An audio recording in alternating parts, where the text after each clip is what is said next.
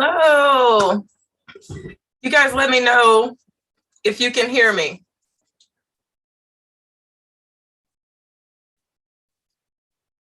Yes, Sandra, to the notification. My Vivid Life, Luna Winter. Hey, Luna from Kansas City. Hello, everyone. Can you guys hear me? Kim from the DMV. Patricia Garrett. Hey, Patricia.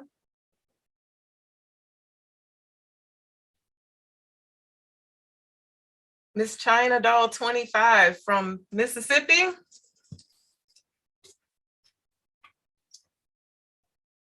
Aisha Payton. My Vivid Life. Hello. Ramona Cooper, Summertime. Hello, everybody. So thank you guys so much for joining me here tonight. I have a new, excuse me, I've been talking all day. I have a new microphone, so hopefully it's a little better. So I actually,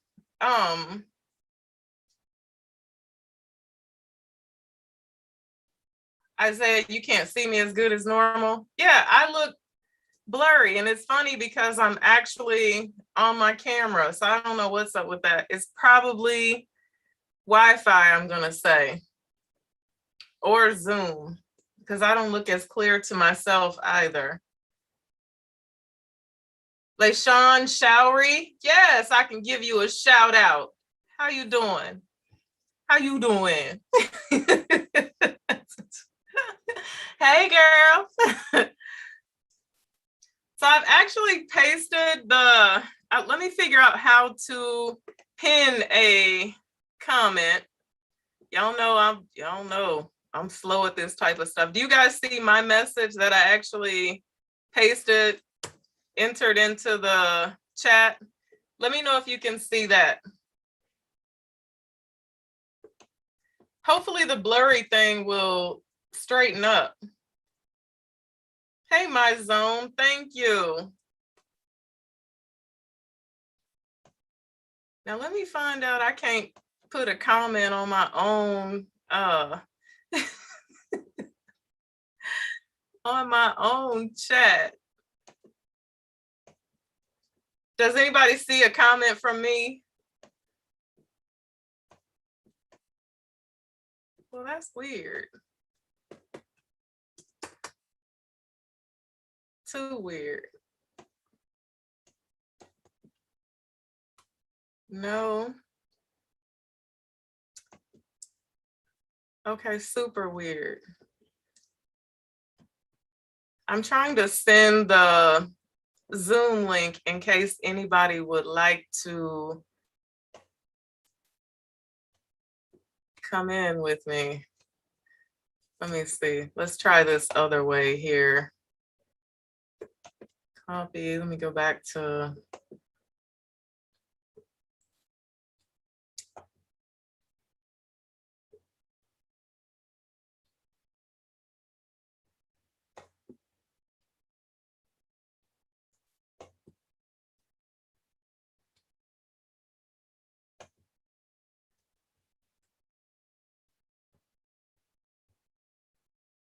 Give me 1 second, you guys.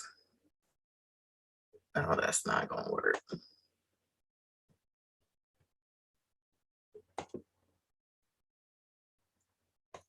Let me go to my studio here, my YouTube studio.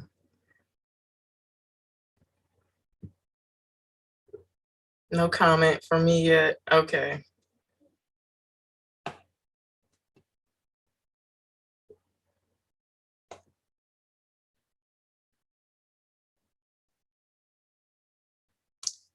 And then the live doesn't even show up here.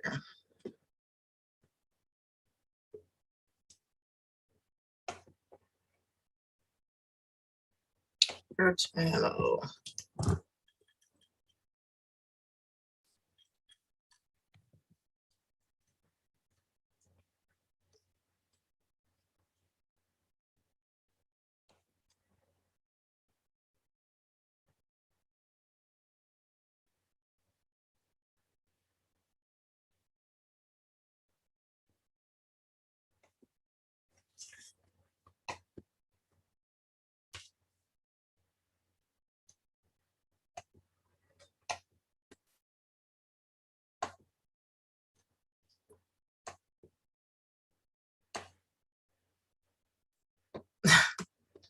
This is so funny. It's telling me to show some support for Eva Monroe. I'm like, okay, I am Eva Monroe. No.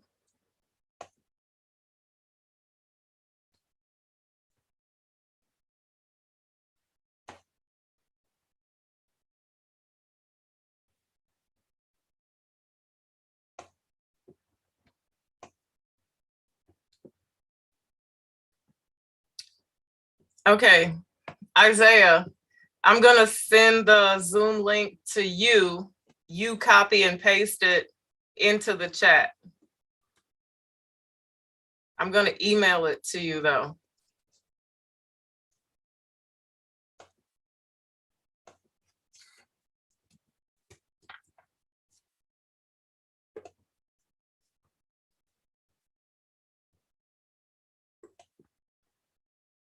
That's the only way I can think of. Y'all give me 30 seconds here.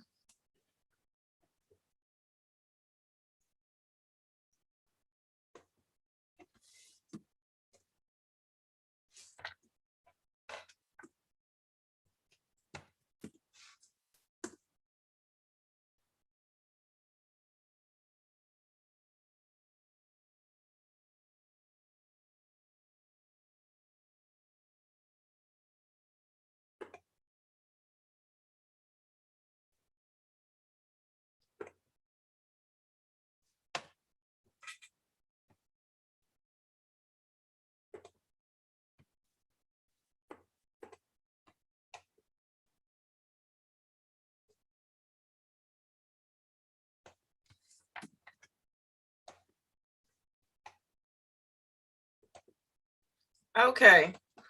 All right, there we go. So that should pop up in a second, just in case you guys, somebody wants to join me. So let's talk about why we're here today. Hello, everyone. It's so good to see you guys tonight. So I wanted to come on tonight and talk about saving our daughters. And I wanted to talk about this because there's so much mess going on the internet right now, not just on the internet though, in real life, pertaining to little girls, children. And so I said, you know what?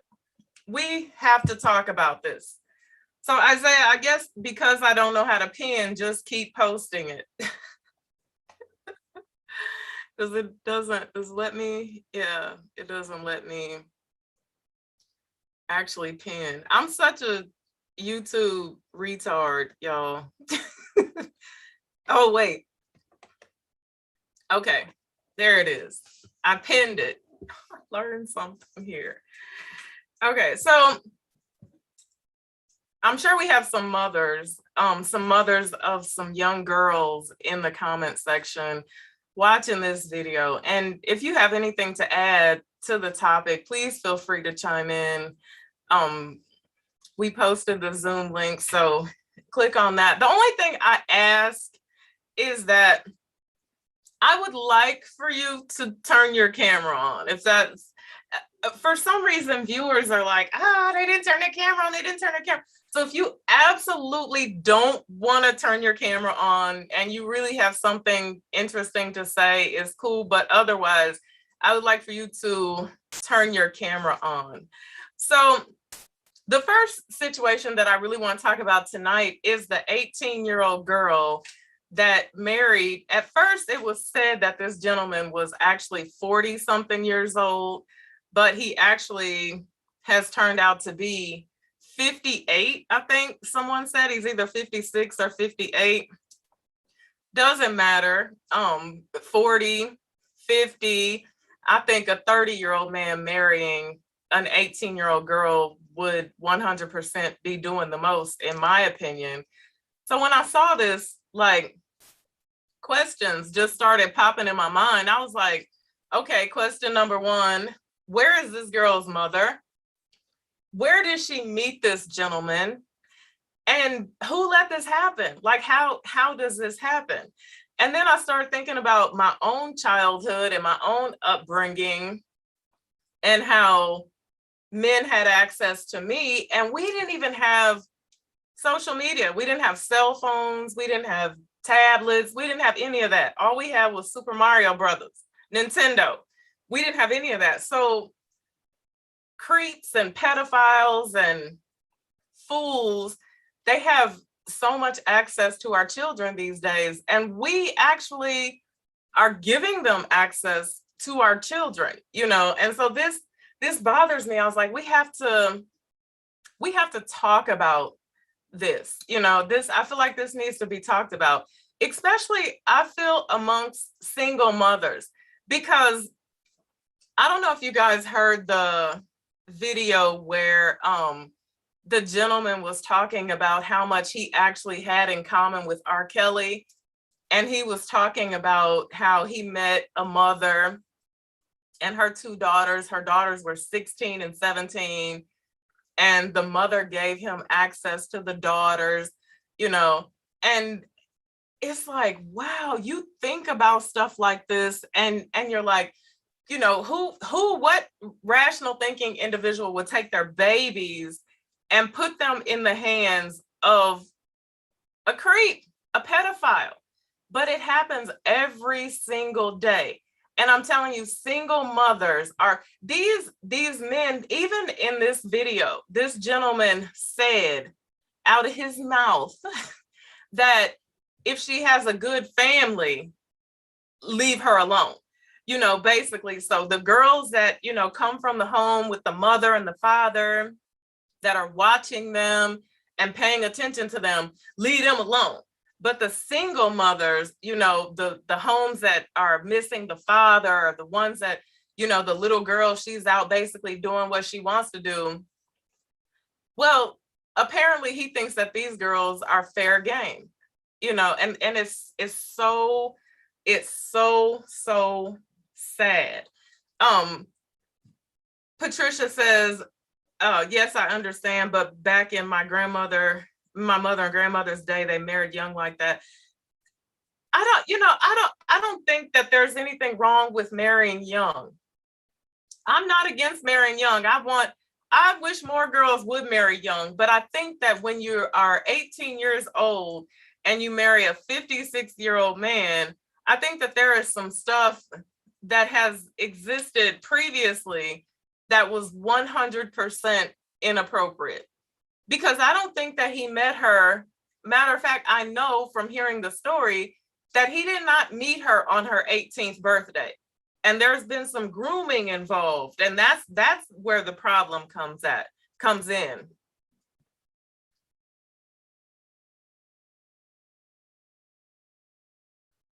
Living my best life. Her family and community have failed her. 100% have failed her. Because why was this young girl in a position to be in the company of a 50-some-odd-year-old man? He's not her father. He's not her grandfather. He's not her baseball coach. But she was in a position at some point in time to be romantically involved with a 56-year-old man. Nothing about that makes sense to me. Luna says he's 61. She's 18. Elvis Presley had access to 13 and 14-year-old girls too. These men search for single mothers to gain access to our children. Single mothers work and these men take advantage. And that is absolutely true. And when these men meet you, they can automatically tell. They know when you have children, they meet you, they figure out what type of person you are. They already know they're going to have access to your children. They already know. It takes them 10 minutes to figure this thing out.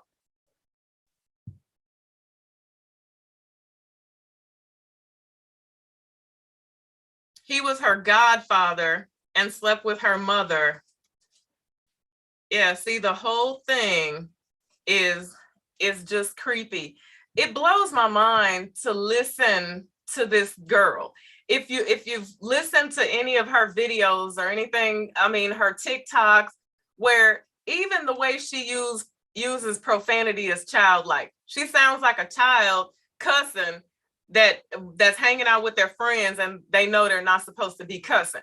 You know, she's a baby. She looks like a baby. She is a baby. And I don't care what anybody says. Yeah, they did that stupid stuff back in the day. But I when there's been grooming, there's inappropriate stuff that's been going on. It's not okay. It is not okay. Now it looks like I have someone enter did she leave?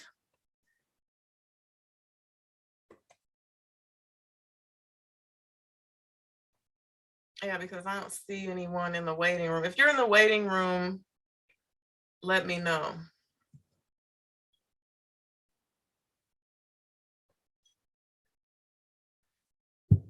Living my best life. Most little Black girls are not protected. I think that's the reason why this just pulls at my heartstrings. This is like a trigger for me, you know, because I was that little Black girl that was not protected.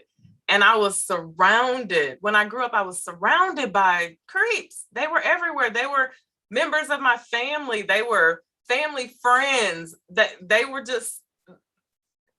all around me. And I wasn't protected because I think first and foremost, you know, who was going to protect me? My mother, no one protected her. She didn't know how to protect herself. She didn't get protected. And so when she brought a daughter into this world, you know, she didn't protect me. And that's the thing that we all have to participate in. We have to participate in this because people love to sit up and talk about R. Kelly, but that's one man. That's one man. And the only reason why people sit up and talk about people like R. Kelly is because he's famous. He's famous. And people say, well, he had all the money in the world. He could have went out and got grown women and this and that. And he got too much money for that. That's the only reason why they finally called him to the carpet, because he's famous. Now think about all your uncles, cousins, family friends that have been through multiple young girls in your family. They've never done a day in jail. Nothing has ever been, they've never had any consequences for their behavior. And they don't stop. Pedophiles don't heal themselves. They don't stop. They mess with one girl when she gets too old or she tells on them, then they go right on to the next young girl. So I have Jay Sanchez.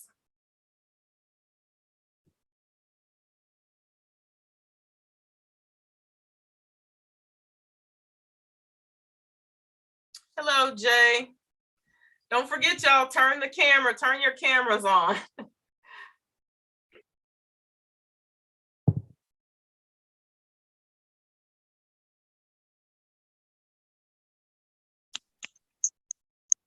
I can hear you, Jay, but I can't see you. Hi, how are you? I'm good. How are you? I'm good. So nice to talk to you. Oh my goodness. Yes, good to see you. Love your hair. Oh, thank you, girl. It's rough today. I haven't done anything since work, you know. So what do you have to add to this very touchy topic this evening? So what I will add is I have 4 daughters, actually. Oh, wow. We're a blended family, but I have 3 sisters. So growing up, my mother was very keen on, you know, conducting ourselves as ladies. And I know that in today's society, it's looked bad upon if you say conduct yourself as a lady. But what I took from that is, you know, regardless of what we think, we can't always trust nature, right? And so my mother taught us that, yes, it's okay to have fun. It's okay to, enjoy your womanhood, but you can't always trust nature. You have to have your eye on that. So when you go into certain situations, make sure you're covered. Make sure you're conducting yourself, keeping your eyes, on a 360, head on a swivel. And now that I have daughters, I teach them the same thing. I teach them right from wrong, what's good touching, what's appropriate touching, what isn't appropriate touching. Right. What men in our family can give you hugs, how to hug, just little things. A man should That's not hug you like mommy and daddy hug on the front. They should hug you on the side. And if somebody does do that, how, is that appropriate or not? And so it's those things that us aunties, us mothers, us grandmothers need to teach our children in order to ensure that they're prepared for the world, because the world does not care. right. And so I appreciate you talking about this very sensitive topic, because I do think, especially as a community of Black women, need to rally around each other and teach our young girls these things. Right. You said the biggest thing there when you spoke about telling them, teaching them what is inappropriate touch. Mm-hmm. Because, a lot of mothers don't touch on this, they don't, and they also don't keep the lines of communication open, Right. because we have to make our daughters feel like they can tell us anything. And if somebody Mhm. say don't tell, then damn it, that's when you better be telling, Right. Yeah. So, and conducting yourself like a lady, because I don't know if you ever look on TikTok.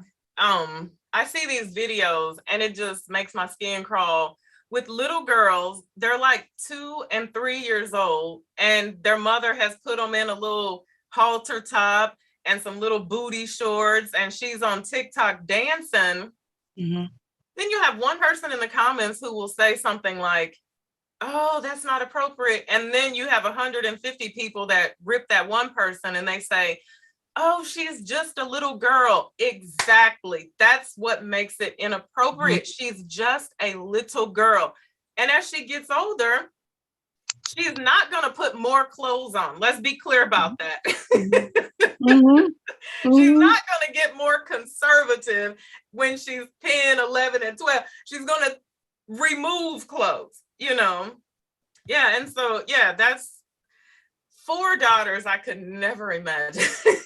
Yes. And That's a lot. my mother would say, like, it's when I mentioned about nature, right? And she's like, you're not ready for what comes with this type of action or this type of dress. And I was one of those girls that was more developed. I always looked older than what I was. And Right. so even down, like when I was growing up, it was those fitted dresses. It was kind of those knit, what's popular now is those knit dresses with the spaghetti straps. Right. But I had a butt since I was like in 5th grade. So she was like, you're not wearing it. And I never understood why until, we'd be out and I would just see people looking at me and I would be uncomfortable. And I would be like in a church dress. And now that my daughters are coming of age, I'm like, this is what she was talking about. You're just not, and granted, that's a very conservative example. But these girls that are on there gyrating and they're moving their bodies in a sexual manner, yes, they're innocent. They don't understand what comes with that. But Exactly. those other people that are watching that aren't, you know, of high rapport, they're uncouth. They're Exactly. looking at them like that's a girl in the scandalous outfit gyrating her hips. And, unfortunately, everybody does not look at things as innocent. And that's what, again, we have to be wary of and be cognizant of going forward, teaching our young ladies. And then also, too, as young ladies, we have to be receptive. And I just feel like the what's been going on lately is nobody's receptive to correction. It feels like a personal attack, and sometimes it very well may be. But Right. at the same token, these aunties, these mothers, these grandmothers, these elders are teaching us so that we don't fall into the pitfalls that they possibly have fallen or have seen other people fall in. Yeah. Well, I think it's because think about everything that we're fighting against. You're Mhm. fighting against Meg. You're fighting against Cardi. You're the who have the bigger influence, unfortunately, over most of these girls, and you're fighting against body positivity because now girls are being told that, it doesn't matter what your body looks like, you should show your body. They don't think about, like you said, you or I, we look at the 2-year-old baby in the halter top and the booty shorts and say, oh, look at her little legs or whatever, even though it gives me an attitude because I'm like, she needs more clothes on. But there's a pedophile somewhere out there sitting there rewinding this video over and over again on his computer, and we don't think about these things. But yeah, I agree. It's terrible. I wish that young girls would be more open to correction. Now, I did a video where I talked about this, I was like, shut up and listen, and a lot of girls said something that it kind of irritated me in the beginning, but then I thought about it. I had to go back to my youth and I said, well, yeah, I see where they're coming from, because they said, a lot of these women out here are competing with us. So they're not actually trying to give us constructive criticism. And I said, unfortunately, it's not the majority of women, but as I thought back to my childhood, I said, okay, well, there are those women out there who are in their 40s who still wear bodycon and booty shorts, and yeah, they're competing with these young girls for the attention of the same men, basically, so I get where that comes from, but that's not all of us, and they should listen to some of us. And it's just like, look at the fruit. I've watched some of your videos where you talk about your story, how you met your husband and how you were broken before, and they think that their situation is different. They think that their situation is brand new, and it's just like, there's nothing new under the sun. And I'm in my early 30s, and it's like it clicked for me.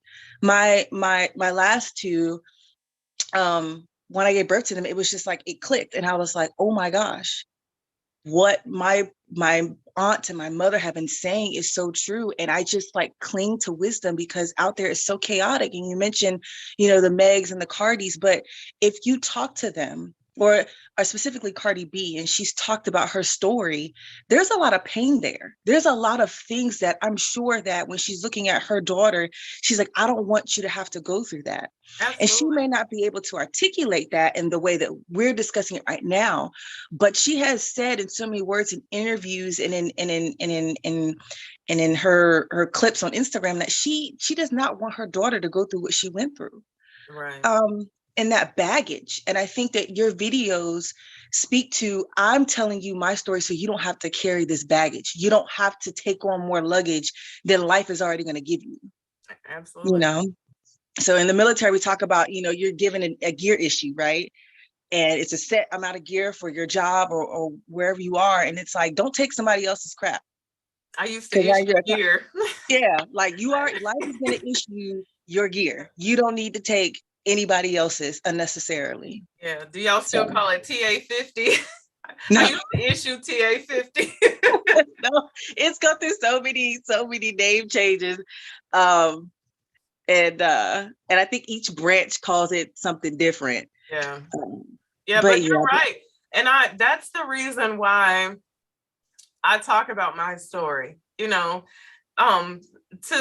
try to keep someone from having to go through the same stuff that I had to go through, but sometimes, like you said, these young girls, they think that they're different, they think their story is different. So sometimes they're not so receptive to it, but yeah.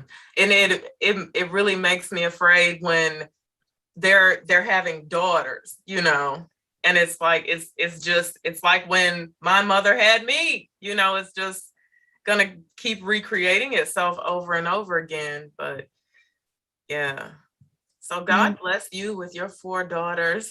Thank you. And thank you for having me. I'm so excited. I just thank Absolutely. you for your content. I've been watching your fragrance videos for a couple of years now. So Oh, well, thank you. I actually got Zerjoff Naxos because of one of your videos. So I just Oh, appreciate your content and just being um, just a gracious, kind, wise woman who's just willing to try and mentor as many ladies through YouTube, through your Zoom as you can. And I just appreciate that. well, thank you. That means a lot. That makes it worth being here. Yes, ma'am. Okay. Well, Right. thank you Thank again. you. Thank you Uh-huh. so much. So let me read some comments.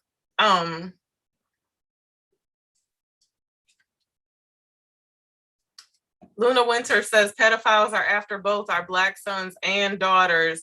Ladies, be aware of the men you let into your life and around your children.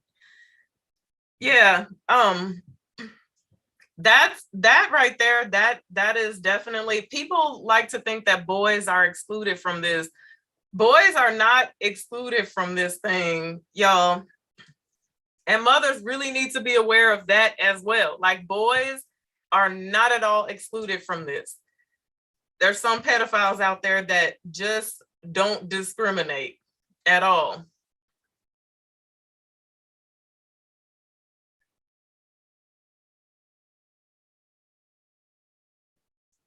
And Nerly Furston, he can't get women out here his own age to take him seriously. He wants a child he can control with a face only his mother can truly love. Yeah, so a lot of times that's what it's all about. It's all about control, but it's sickness as well. I mean, it's all about sickness.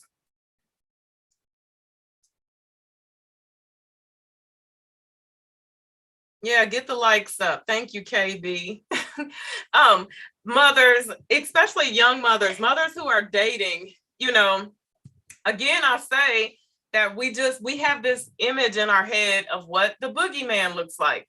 And it doesn't matter how old we get, doesn't matter how many times we see situations happen where we think, man, I knew him. I never thought he was that type of person. I just had a situation recently where a guy was doing some work for me, you know, very soft spoken, very quiet, gentle, kind young man. And my husband saw his picture on the news the other day because he just shot somebody. So, and that came out of my mouth. I was like, well, he was so quiet. The boogeyman looks like the men that we know and love.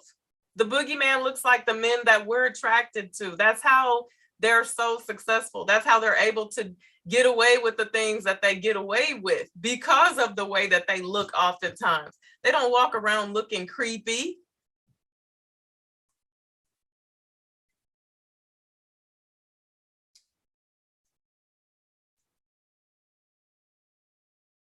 Because I can't be with my girls, I've coached them to have situational awareness and be open to tell me when someone makes them feel uncomfortable. Again, always keep the lines of communication open with your daughters. You have to keep them wide open, wider than wide. I remember I was thinking about this that I remember when I was 10 years old. And this is a prime example of how you never know who's up to no good. I was 10 years old and a friend of my stepdad's told me that when I grew up, I was going to be fine. And he said, Eva, when you grow up, you're going to be fine. Now, he didn't say, Eva, you're a beautiful little girl. He didn't say, oh, you're so pretty, even though that might have been inappropriate. But he said, when I grew up, I was going to be fine. So when I was 22, this gentleman and I actually crossed paths when I was 22 years old. And he was a little less creepy than a lot of the others because he waited for me. He waited till I was a grown woman. But how do you put 10-year-old and fine in the same sentence. They don't even go in the same sentence. Grown women are fine. How do you tell a 10-year-old child that I was probably running around in a romper. I probably had a Barbie doll or something in my hand. And he knew that I was going to be fine when I grew up. And I'm not talking about fine like you're going to be okay. No, you're going to be fine when you grow up. You know, that type of stuff. That a grown man in his early 30s should never, ever be saying to a child. Totally inappropriate. Totally inappropriate.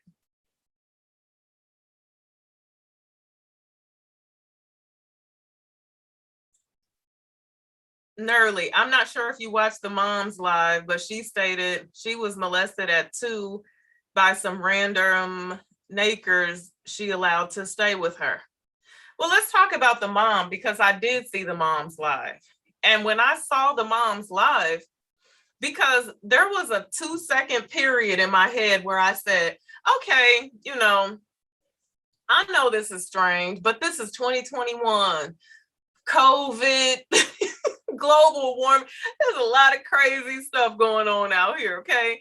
2021. So, okay, maybe she loves him, or maybe they have some type of story I don't know nothing about. And then I went and I saw her mother calling her, she was calling her hoes and liars and this and that, this and that. And I said, whoop, there it is. There it go, right there. That's where all this came from. That's where all of this came from.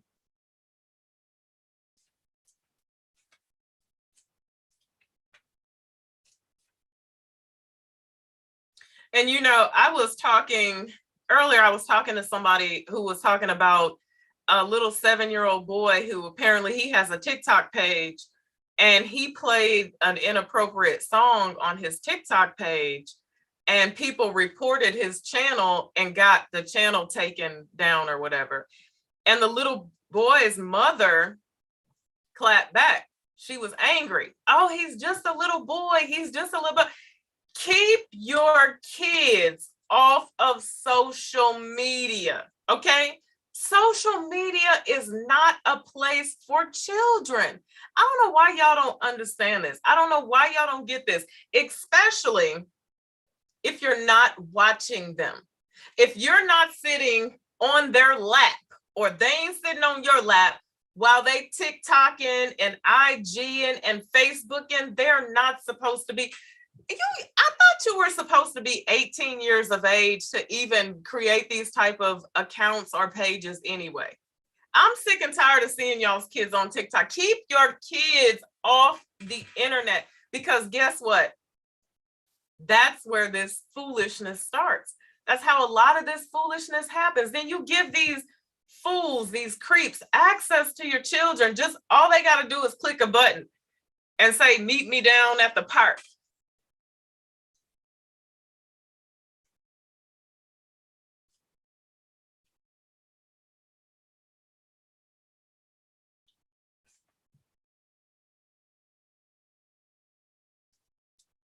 Cassandra Bennett, your content is very appreciated. Like the daughter said in Zoom, I'm actually going to have my daughter start watching your channel. Thank you, Cassandra. Thank you.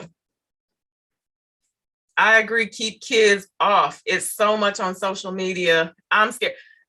I'm scared of social media. And that's the thing. You know what? That's the thing that really worries me, because I'm a grown woman.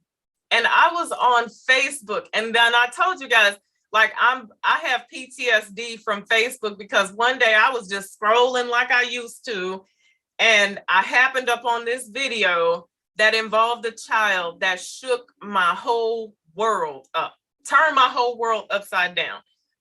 Just, I couldn't believe what I was seeing. It brought tears to my eyes. And then I think to myself, like, kids, because TikTok is addicting. Think about how long you could actually sit and roll through these stupid ass videos. And we're adults. And by the end of the day, you're like, by the end of the day, you start walking around doing dumb stuff like, all that old foolishness they on TikTok doing, because it's in your brain. It's in your mind now. And then people give their kids a phone. Hey, I see people do this all the time in the store, doctor's office. The little baby starts cutting up, and the first thing they do is hand the baby the phone. And the baby can unlock the phone, can go to whatever website the baby wants to go to. He can pull up games, he can play games. The baby can look on TikTok. It ain't safe, y'all. Keep your kids off the internet. Stop having the internet babysit these children for y'all, because that's what it is. You know, it passes the time away. You know, you can hand them a phone and go down the street and have a shot with Shirley, and when you come back, you know they're still gonna be sitting in the same place. Stop doing that. Take your kids with you. I'm telling you, it's so depressing.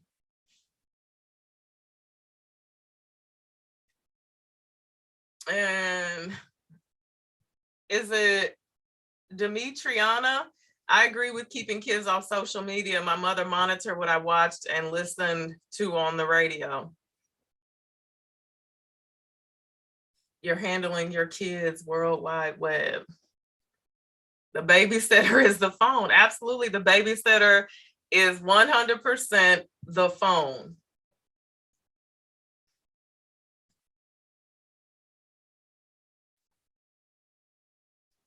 Parenting is a thing of the past. And if you're trying to do it right, God bless you. There's so much to fight against, but hang in there. Keep the fight. I just had a situation with my daughter, and I'm telling you, my daughter's grown. And one day, something in my spirit just said, go to Kansas, girl. Go to Kansas. Get in your car, make that long drive. Go to Kansas. And I was like, oh, for what? Ain't nothing going on. Go to Kansas. I tell my husband, I'm going home. I'll be back in 7 days. I got in my car, drove. I knew something wasn't right with her because she was a Facebook junkie. And if you scroll any time of the day on Facebook, she posting pictures and doing makeup, and it just kind of started to taper off. And even one of my brothers said something to me. He said, well, what's going on with niece? She ain't on Facebook like she used to be. And I said, yeah, I'm checking. I thought maybe because she doesn't like people watching what she's doing, I thought she slid over to Instagram or something, you know. So I get in my car and I drive 5.5 hours down the highway. And sure enough, I find out there's some tomfoolery going on with a guy that was too old for her and wrong for her, you know, and she was 21, you know, when this occurred. And I know a lot of people are like, oh, she's 21, you should just leave her alone. No. No. No. And she was even in doing this thing where she was like, oh, he loves me, he cares about me. He had to go to jail in order for her to understand, no, sweetie, this ain't what we want for you, you know, and we gonna be here making sure you doing the right thing. I don't care how old you are. You know, she'll get to a point in her life where she can do whatever she wants to do, but that ain't right now, because I know that there are some goons out here.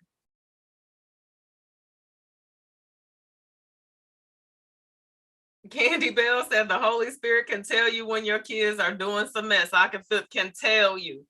Everybody knows I hate that drive, but I was like, go to Kansas. You got to go. Parenting never stops. No, absolutely, it does not.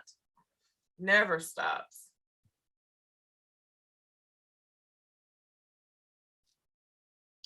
Myrnie, stand up for I have to fight this every day in my work. Jace Sanchez, yep, as someone said above, I have my girls with me when I change so they see what a normal body looks like. I teach them bodies they see in popular media are not normal, yours is. That's an amazing thing to teach your daughters, honestly. An amazing thing to teach your daughters, that we have got to let these girls know, these young girls, that these butts and these boobs that everybody is running, jumping on somebody's plane and going and paying for, it's not normal. It's not normal. Just be normal. It's okay to be normal.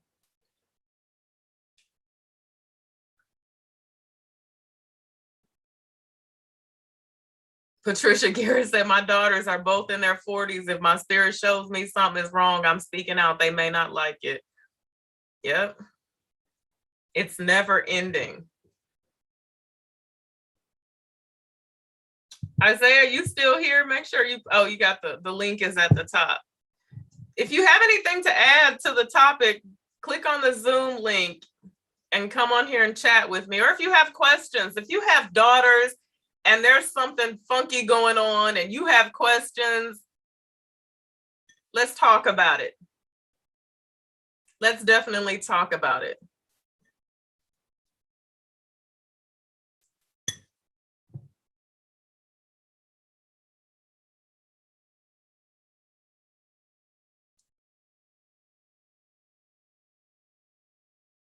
Oh no, our 17-year-old left to stay with her 20-year-old cousin because she to curse freely and wear crop tops. Pray for us. Yeah, I'm gonna be praying for you. Now, my advice, I would say go snatch that ass and bring her home, but you know, it's what it is.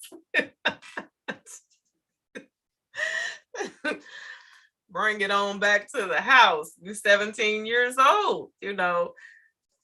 Definitely. The gentleman, you know what, I want to talk about this gentleman that said that he had so much in common with R. Kelly, who talked about, now later this gentleman came back to say, I actually was watching the lead attorney, who I've been listening to him lately, and I really like listening to some of his content. The lead attorney did an interview with this gentleman, and I was so glad he did, because you know what confuses me? Let me tell you what confuses me. Men don't talk about this. Why don't the men who aren't involved in the foolishness, but they know that their male counterparts are, why don't they speak about this? That really, really bugs me. But this gentleman, oh my goodness. Jerlisa, come back.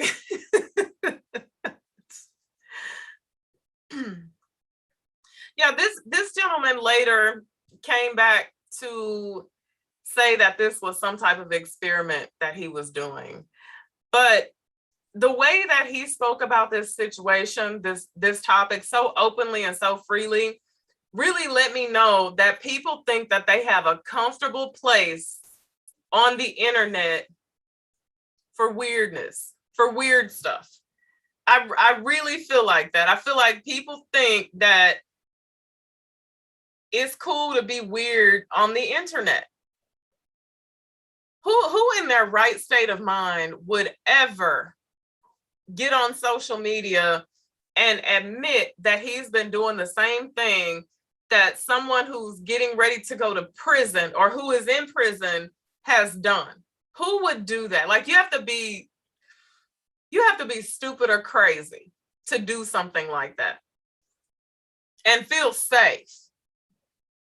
Because I don't even know how some of these guys sleep at night. Like, how do you sleep at night? How do you feel safe?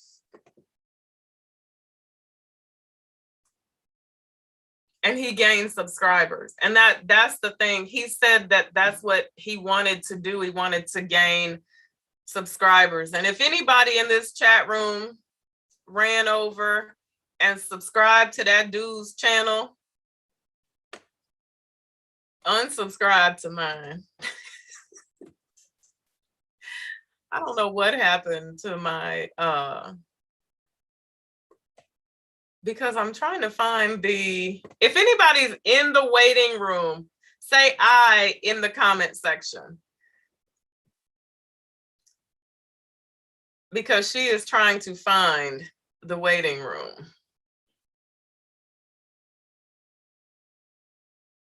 Larry Walker says he was lying. He was not telling the truth. I think that he was lying about some things, but I think he was also telling a whole lot of truth. Yeah, Tiffany, I agree. They feel that social media is their safe place.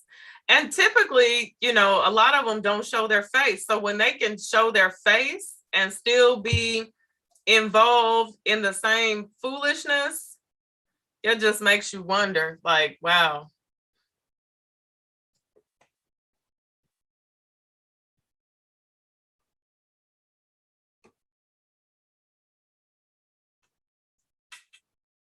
Yeah, I saw that a name pop up and then it goes away, and I'm not sure how to see the actual chat room. It's not showing up on my Zoom screen for some strange reason. People get too comfortable talking on here, and many lose their jobs as a result. Loose lips sink ships. And yes, that guy is crazy, and it was no joke.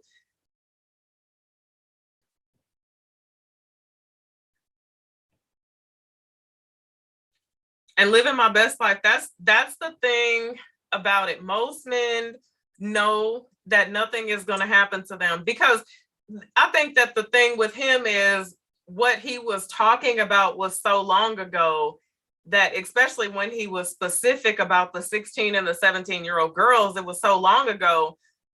There's no statute of limitation on rape, right? Or is there a statute of limitation? I don't think there is, but he thinks in the back of his mind, oh, none of these girls, they probably don't watch YouTube, have committed suicide because of, you know, the damage that he's done. They're probably not even still here anymore. He doesn't think for one moment that people will start coming forward saying, oh yeah, I know this dude. When I was 13, because if you would take nudes from a 15-year-old, you would take nudes from a 13-year-old as well. You're not going to have me believe that you draw the line at 15. No.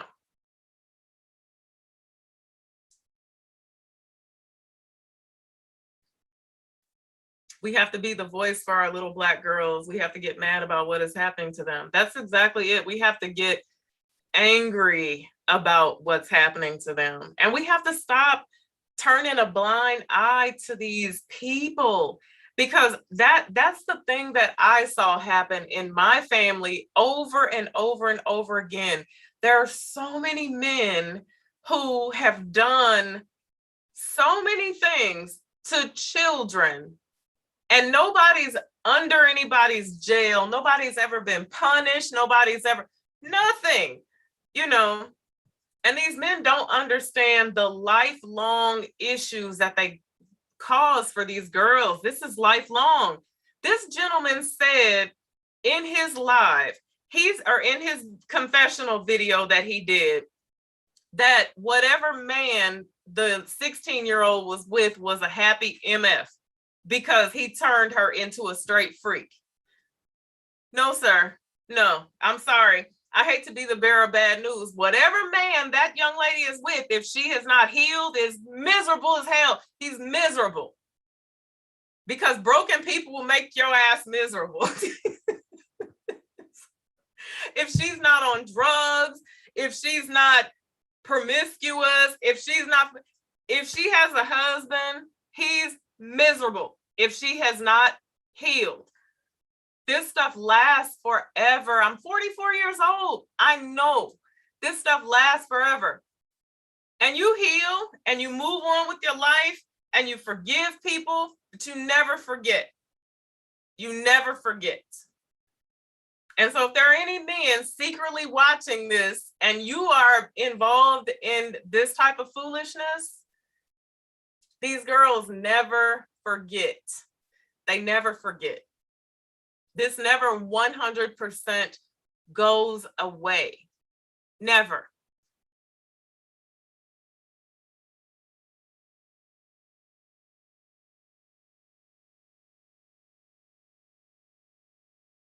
Luna Winter, there are over 30,000 Black girls and women missing between the ages of 12 and 30 years old. Yeah. And the media does not talk about it. The media doesn't talk about a lot of stuff like that. Like the media, I'll tell you what, I hadn't been watching the news. I had to just, at a certain point during COVID, I had to stop watching the news, right? I just took myself away from it. And then one day, I was actually, something popped up on my YouTube feed about 7 women murdered in St. Louis in like a 7-day span or less. 7 women and Black women, 7 Black women. And I was like, what? So I get on the internet and I look, at the local news, and it was true. It was very true. Just, shot, killed by some dude, found dead somewhere, 7 women. It's a lot of women in a 1-week span. A lot of women. And a lot of times this stuff happens. A lot of time now, some people do get caught in crossfire. Some things do happen because people around here, they just love to shoot for no apparent reason at all. But most of the time, a lot of times, it's because we got involved with some fool that we thought we knew. Was running around with some goon, because y'all know we like goons and thugs, and running around with him. We knew everything he was doing, knew all his dirt, but we thought we were safe with him. You ain't safe. And leave these thugs alone, because they don't mean you no good. They don't mean you no good.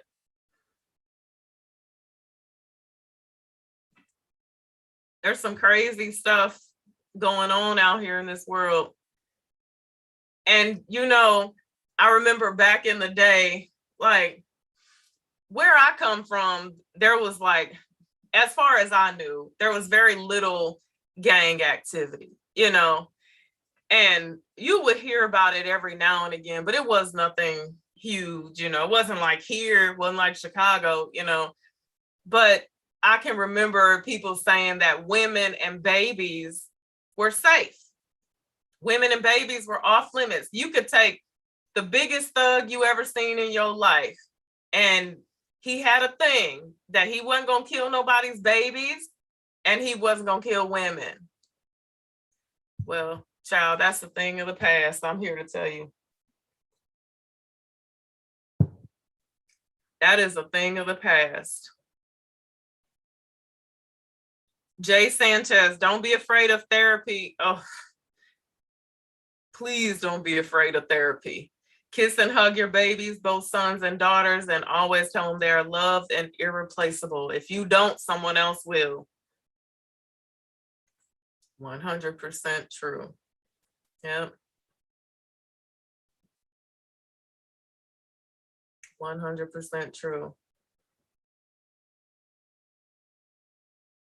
Poodle. Black girls pick this type of behavior up from their mothers. Well, Poodle, that could be true, but guess what? We also, oftentimes we pick it up from our absent fathers, or we pick it up because of our absent fathers, oftentimes.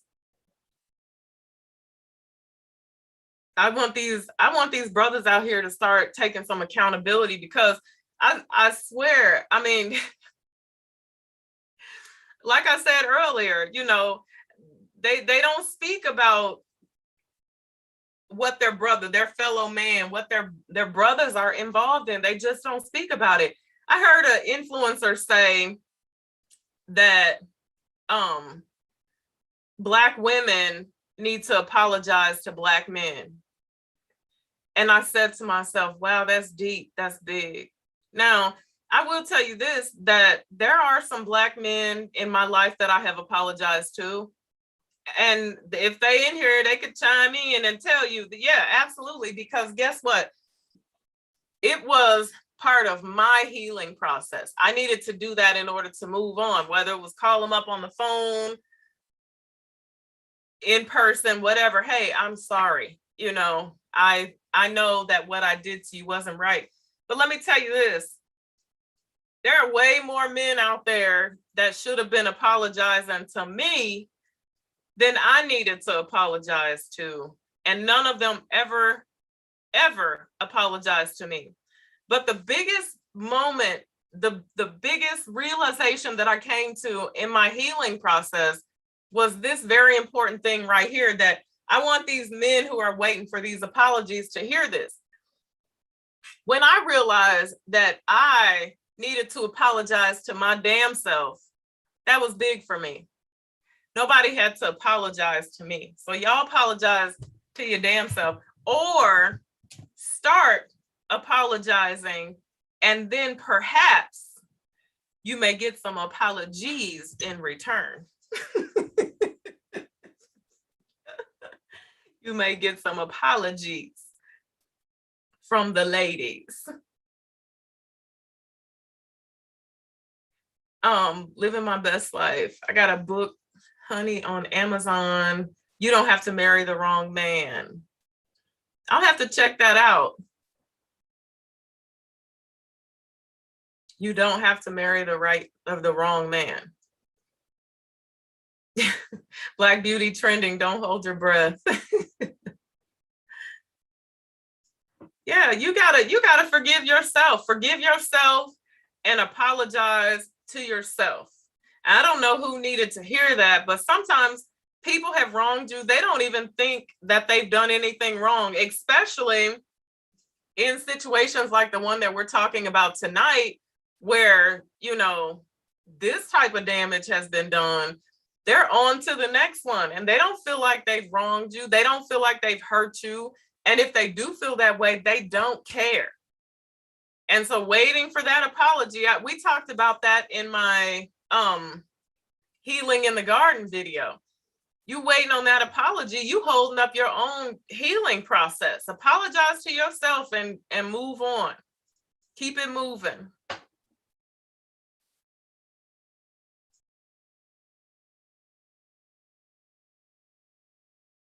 Fathers, uncles, brothers, cousins must tell their female family members how men really view them, so they are not naive. The way girls dress, dance, sit, and present ourselves in front of men matters. Exactly. And that's what Jay Sanchez was talking about.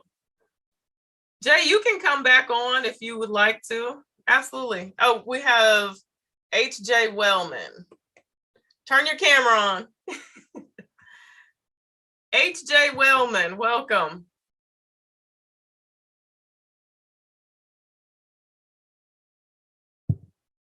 And you know what?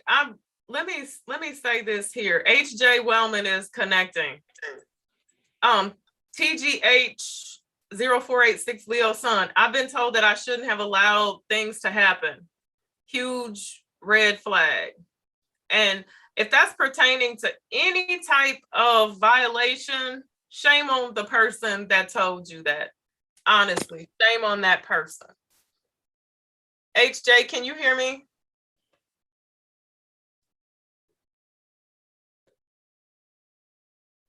Yes. Hi, how are you? Hi, Eva. Hi. Oh gosh, I didn't want you to see me look hot mess. You're fine. What do you have to add to the topic tonight? Well, I live in the DC area. I'm a bit older than you, so I'm a woman of a little bit more age. I got you by about 15 years. But what I do want, I don't want anybody to see me. Anyway, can you still hear me? Yeah, I can hear you. But I will let you Okay. know everybody can see you now. No. Listen, I will let you turn your camera off. You can turn your Okay, camera. so here's the deal. Only you. Okay, awesome. Thank you. Okay. Good. Well, don't nobody else come on here with that. Only you. okay, I've been listening to you, but I grew up in the DC area in the 80s, when drugs and guys were going crazy. And my father was front and center. And I did not get caught up in that garbage because my dad was there. He was on it. He had 6 girls. None of us got involved with that. So you're absolutely positively correct. These men need to step up, start raising their daughters, being in their lives, being a part of their lives, and just being there. You know, they leave Black, a lot of our men have left so many Black women alone. They've left us for everything, for jail, for other men, for other races. They've left us alone. And that's not cool. And I got to hide my camera. You're fine. But yeah, you said the key word. Your father was present and accounted for. And that's huge. And when these men are not present and accounted for, you know, that's when we open up the door to a lot of this. Because even, let's be honest about the fact that even if these girls don't get violated at a very young age, they go out into this world looking for some things, you know? Absolutely. Yeah. When they haven't had their fathers in their lives, they don't know how to deal with men, because a lot of times our mothers, when they go through these things with our fathers, they close themselves off to men. They teach us how to be closed off to men, you know, so we don't learn, you know, we don't know what just to survive, but not love and live correctly. Right. Yeah, absolutely. So that's. So I was watching you on YouTube, so I'm gonna get off of here and go back to watching you on YouTube. Okay, well, thank you for coming on. Thank you. I love your show and everything that you did. Thank you for watching me. Hey, Jay, you're muted. Are you there? Hear me? Yeah, I'm here. Yeah. Welcome back. Thank you. You know, you had talked about fathers, and my father and mother are still married, have been married, I want to say they're 31 years. How am I? No, 36 years. But both of them came from somewhat broken homes. And when my parents got married, they said that, you know, one of their main things is we're not getting a divorce. We are going to, and I guess it's the phrase is coined nowadays, have generational wealth. And yes, generational wealth is looked at monetarily, but also that generation of families staying together. And they really worked hard at that. Both of them were active duty. So, you know, it was even harder. And I just remember growing up and my father being so strict, and I didn't understand it until I got married and then I got divorced. And the pain in my father's eyes when I told him what had happened to me. And he was just like, I was trying to protect you from that. And now I'm remarried, and my husband, he's not Black, but he is the image that my father gave me. He made me feel protected. He makes me feel safe. He makes my daughters feel safe.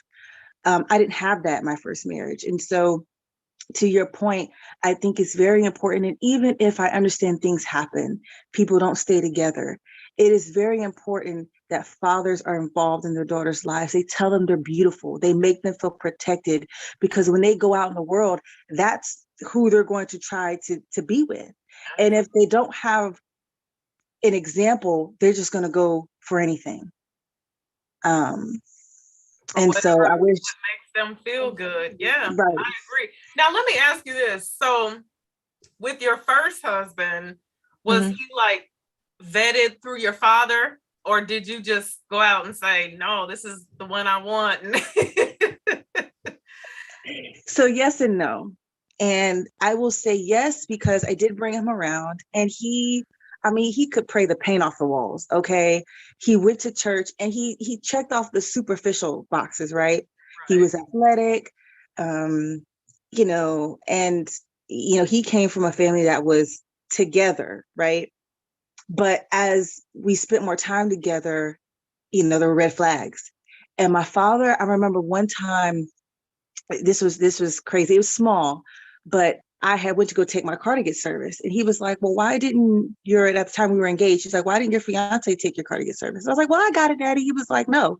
He was like, I always take your mother's car to get service. If you have a man that knows vehicles, he should be the one to take your car in. He's like, you're capable. I've taught you. He's like, but he should be treating you as his wife because, you're engaged. And I just brushed it off. And it was just one of those memories that stick out to me, that my father was trying to tell me, hey, girl, he ain't really doing what he's supposed to do. And that's just one example again. But after the divorce was finalized, he came to me, he said, I just wanted you to be happy. And I didn't want to ruin that for you. And I'm like, Daddy, like, you should have yoked me up, but I don't think even he knew how bad it would have gotten, or it got, excuse me. So Yeah, when we do have that, we tend to choose better, when we do. Now there's always some rebellion, some type of rebellion that can happen there. Oh, but Daddy, I love him, he's perfect, he's everything, and there's only so much that your parents can say. But when that is 100% not there, we don't know. We're looking for that thing that makes us feel good. That, what, I was listening to this guy's radio talk show. He just has I guess you call it a podcast or whatever. It's actually on YouTube. And he was talking about women dating thugs, and he was talking about how some successful women are into these guys. And he was saying that it's a form of control for women, especially when the women are, they make more money than him or whatever. But I also feel like it has something to do with protection, especially when it's women who have not been protected, right? Like, it's that thing where a lot of women think that, oh, he got a pistol on his hip, I ain't got nothing to worry about. He gonna take somebody out for me. I feel safe with him because, we want to feel safe, I think that oftentimes it has a lot to do with that. Just because we just come from these environments where we feel so unprotected. We just don't feel safe, Now we don't think about the fact that we gotta dodge his bullets, and we don't think about things like that. But we want to feel and I safe. dated my share of thugs, and in college, and just being rebellious. But I think too, looking back at my divorce, I have to hold myself accountable too, because I understand right now in the Black community, we have some issues. We have some things between us, the sexes. We have some things amongst, us Black females. But me as a woman, I saw the flags and I just chose to ignore them. And I remember one night looking at my daughter. She was an infant at the time. And I was like, I can't do this to you. I was not raised like this. My mother made sure that I didn't see anything like this. I'm not going to do this to you. And I left. Yeah. And, but I had to apologize to myself because I had a choice. I laid down with him. I made a child. I married him. And then once I apologized to myself, I gave myself some grace. I went to therapy. I made sure that I didn't make those mistakes again. And I thoroughly vetted my husband now. And I think that as Black women, we need to do that more often than we do now. And just apologizing to ourselves, like you said earlier, not looking for to apologize to anybody else. Apologize to yourself. Be good to yourself. One of those things. It's I guess a thing now is, women having babies and thinking that's going to keep a man. That is the oldest trick in the book that never works. Never. It never works. Yeah. It's like you're bringing another life into this world. And again, I understand things happen. I'm a divorcee, right? Right. But why would you consciously make a decision to bring another young Black child into this world without even giving them the opportunity to have two loving parents together? Why would you electively want to make it hard on yourself? Yeah, women don't sit down and have that deep of a conversation with themselves when it's pertaining to bringing children into this world. And I say this all the time, and sometimes women get mad. Oh, you can raise children by yourself. Yeah, but guess what? It's not the right way to do things. That's not how it's supposed to be done. And it's not fair to the children. How about that? You keep bringing all these babies into this world with boyfriends and dudes you just met 2 weeks ago. And I mean, what about the kids that you're bringing into the world? You got to think about them at some point in time, because as much as, we can love them, we can, I also said something that pissed some people off one night when I was on someone else's podcast. I said, we think that we're doing an amazing job at raising our boys, and we suck at it. We just suck at it because we can't do it. We do it. We get through it. We can do anything, right? We can make a whole meal out of a bag of rice and a bag of flour, right? We do it. We get the job done, but we can't do it right. Like, we can't do it like their fathers can do it and like their fathers should do it. And we don't think about this type of stuff when we lay down with folk and get pregnant, and we think it's so cute, and we out here having gender reveals with dudes we ain't even married to, and half the time they ain't even present and accounted for at the gender reveal. They're not even there. It's like, yeah. And people take it as like you're judging, and it's like, no. And there is redemption on the other side, and God has given me so much grace, and I was blessed with a family that was my support system while I was a single mother, but it was hard.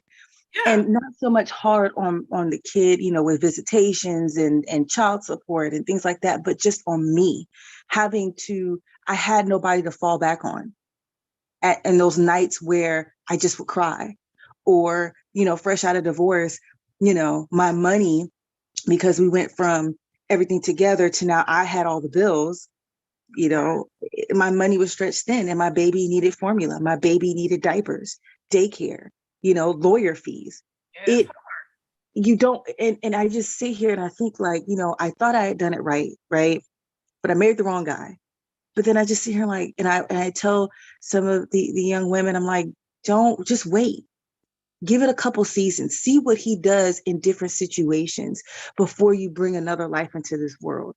Because I'm telling you, like, it's just, and even with the family that we have now, and, my husband, having to go out and deploy, it's still hard.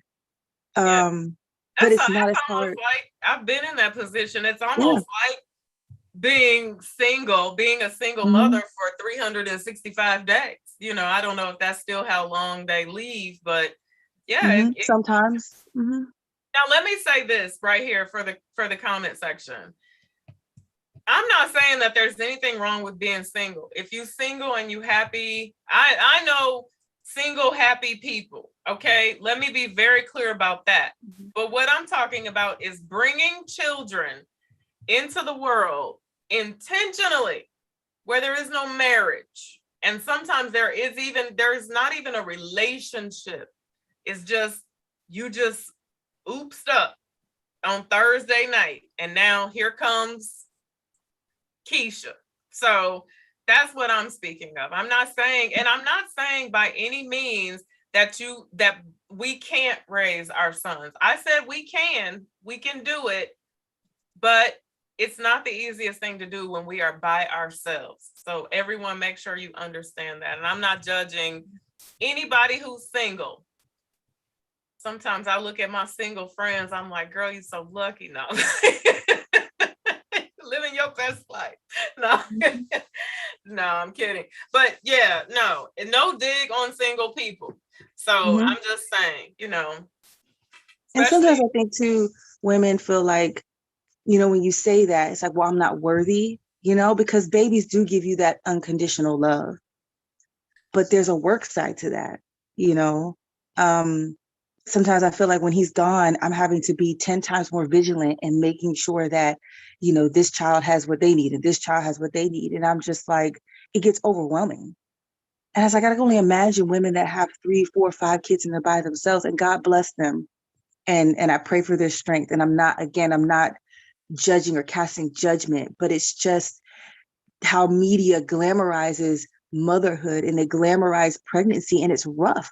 God forbid you have a complication right, and you could die on the delivery table. God forbid your child has some type of disability and you alone are having to deal with that. And I just don't think people think about that. They just think, the Instagram reels, as I made a comment earlier, that, oh, it's just going to be so beautiful, it's just going to be so glorious.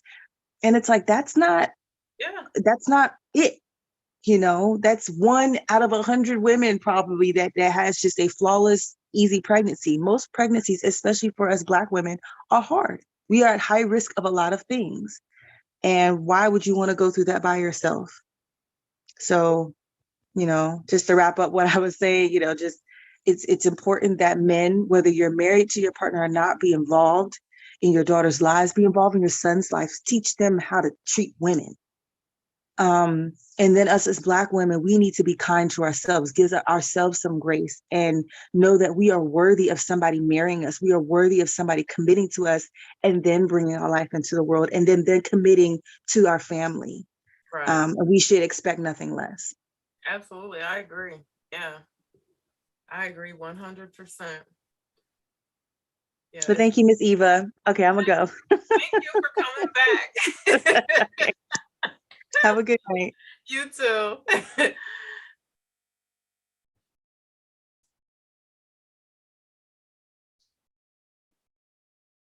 All right, so let me read some of the comments here.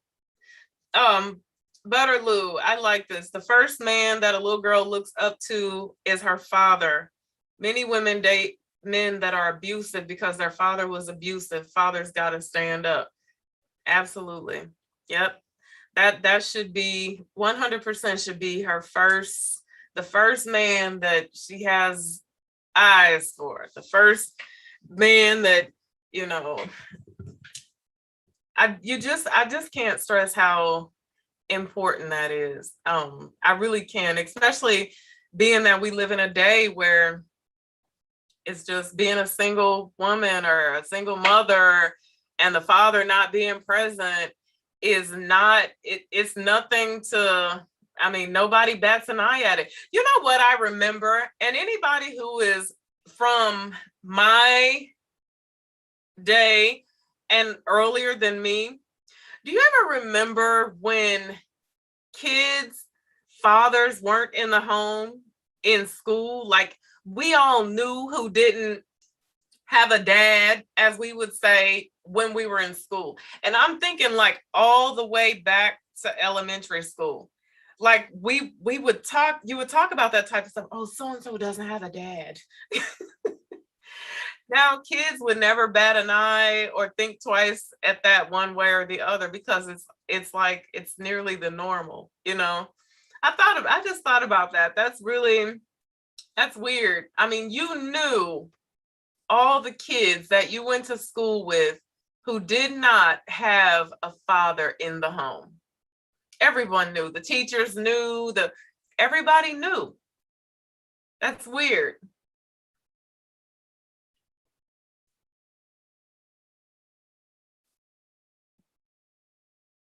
A woman cannot, loyal 1229, a woman cannot raise a boy to be a man. We can love on them, but it's not the same. My son joined the Navy because he didn't have a good father or role model as a man.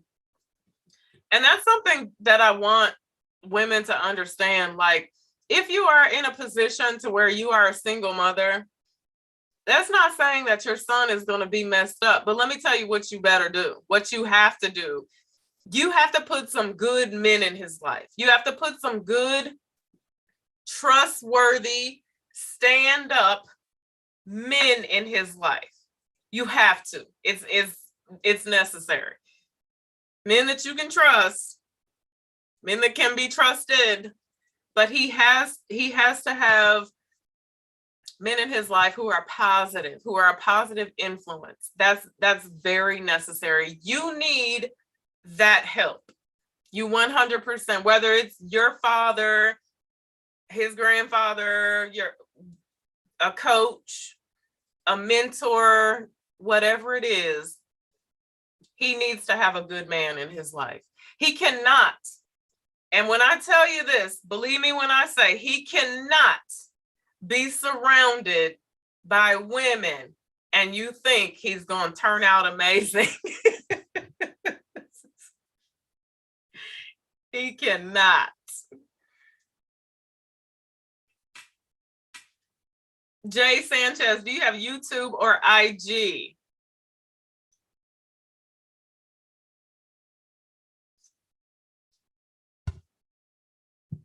Desiree Donaldson, I wish I had women like you as mentors when I was younger. I had drug addicted mother, absent fathers, and my mother's and father's family are very wealthy, but no one tried to help guide me. And so many of our stories. And then a prime example of how we all out here minding our own business, you know. Jay, if you want people to follow you, you can leave it in the comment section. Only if you want to be followed, though. Yeah, everyone's busy minding their own business, you know, and that's not good, especially in a family situation. I can remember a situation like that when I was growing up. I had an aunt who was not doing right by her children, and all my other aunts and my mother and everybody included, they knew it, you know, but it wasn't until the crap hit the fan and the state had to get involved that everybody got concerned, you know, and they knew what was going on. And the kids never had to go to state custody. It wasn't necessary. There were too many siblings. If you have that many siblings, how does one of your siblings' children end up in the state's custody? How does that happen? How do we allow that to happen? There are some nationalities that would never let that happen. Shantae, got to turn your camera on. Sir, you know, and they knew what was going on. And make sure you turn YouTube down. State custody, it wasn't necessary. There were too many siblings. If you have that many siblings, how does one of your siblings... Shantae, turn your YouTube. I did. Oh, okay. Turn your camera on. I have it open. I don't know how to turn it on otherwise. Oh, click on the little camera thing down at the bottom where it says start video and stop video. It's all the way down at the bottom. Okay. See that? Let me see. All right. You said start video? Yeah. There you go. Right. Hey. How you doing? I'm doing. Good to see you. Thank you. It's good to see you too. It's been so long.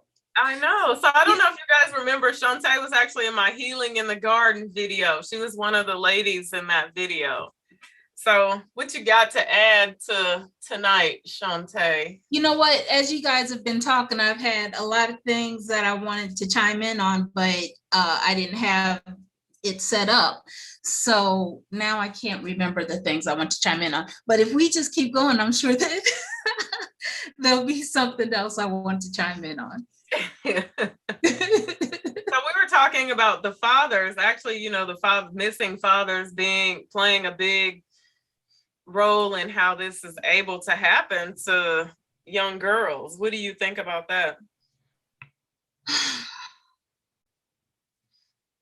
That might be part of it, but I do believe that the way we speak in society, I mean, in our Black community, yes, but also in just community as a whole, the way we speak and the way we don't speak has a lot to do with it. We need to be more upfront with our children, especially our girls, Right. earlier on, and tell them what is acceptable and what's not acceptable instead of making it a secret, because that's the way the perpetrators do that.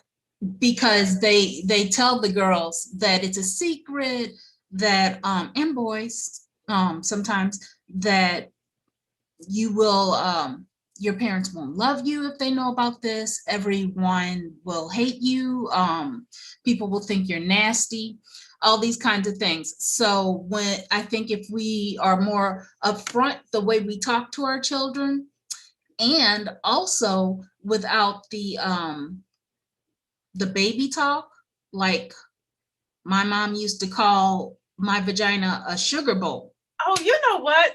I was going to talk about that. I was definitely going to mention that because that makes me crazy. Like, Yes. I was going to ask someone, like, what do you think about this? Or, comment what you think about.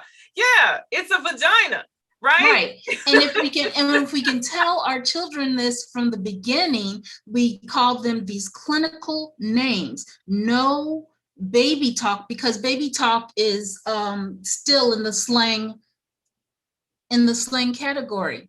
And there's like shame around it when it's like that. But if you teach your kids that these are clinical words, vagina and penis, and that there's no shame around it, if someone tries to come near those parts, they will be more apt to tell you about it. Exactly.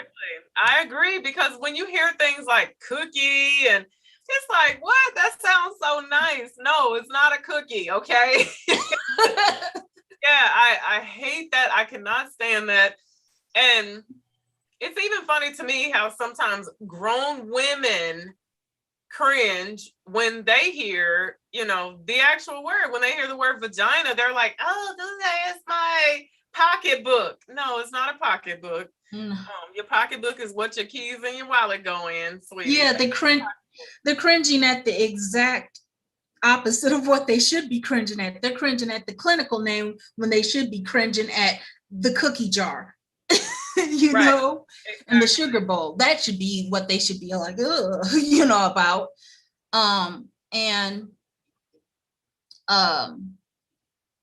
That reminded me of something that you guys were talking about earlier, about the calling sexual attention to babies by putting them in booty shorts, and Daisy Dukes is what they used to call it when I was a kid, because this woman lived above me and she had like a 2 or 3 year old, and she was so happy that she had taken a pair of her jeans and turned them into, well, like I said, that's what we called them back then, Daisy Dukes. And she was like, oh, look, I tried to cut them so short that I cut the middle out, the strad. Oh. You were trying to cut shorts for a 2-year-old so short that you actually cut the middle out? Yeah, no, not acceptable. We do not need to help pedophiles look at our children. They're going to look at our children anyway because they're sick that way, no matter what our kids are wearing. But we don't need to help them. We don't need to suggest that they do look at them in this way, because that's what that is when we put clothes like that on babies.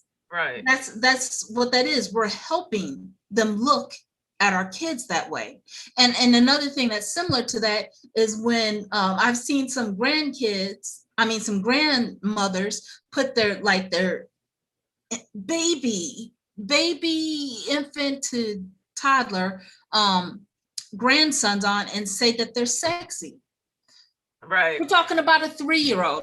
Why would you use a word like that? Oh, it doesn't mean that. Yes, it does. When we say something is crunchy, we say that because it has crunch appeal. Yeah, and you know what? That, and when people tell little boys, like I said, the man told me when I was 10, but especially when people tell little boys, oh, you're gonna be a heartbreaker. Girl. Have a lot of women. You just plant that seed right on in that baby's mind. Why do we have we're on the same wavelength so much because I knew you were about to say that. I knew you were about to say when they say that they're a heartbreaker, because I feel the same way. I'm like, why would you do that? Why would you? That's why I say that. Now that comes right back around to what I was saying when I first started talking. It's society.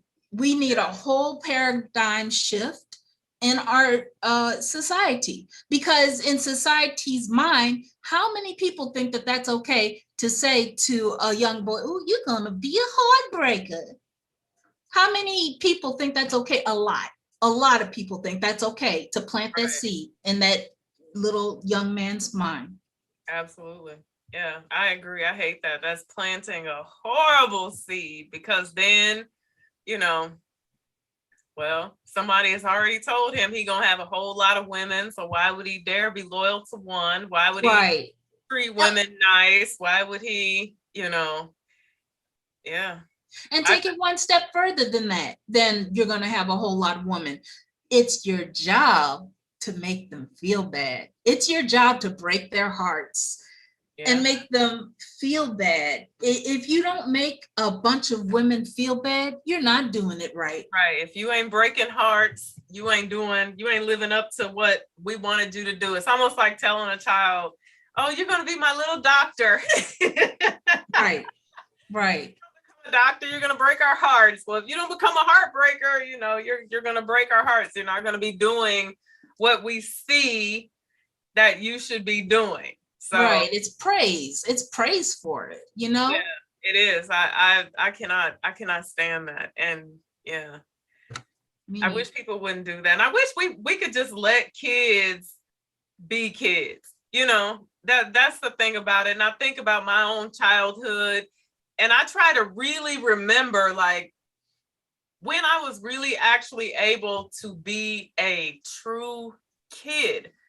I don't know. I don't know if I ever got the opportunity to be a true kid. There was so much responsibility on me. There were so many grown people things that happened to me. And then shortly thereafter, well, then I become a mother, So yeah, we just need to let our children be children and protect them with everything that we have in us. When you were growing up, did you feel protected by your mother? No. No. There was even a few times when I told my mother about someone who was saying inappropriate things, or maybe even trying to do inappropriate things. And I remember my mother asking me, did I like it? Oh my God, You no. must have liked it. So, no. Jay Shine Randoms. Thank you, Jay Shine, for the super chat. Thank you. I cannot imagine. I can't imagine.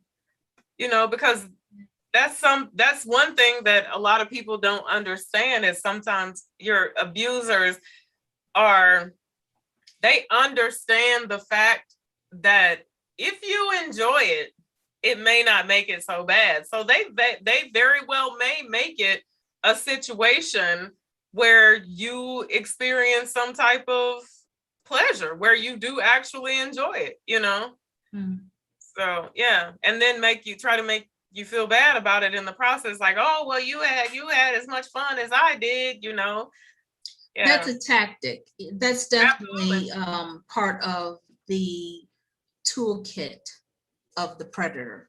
Yeah, they have a whole toolkit, right? They have a handbook. And this gentleman that did the video, he actually, read some stuff out of their handbook.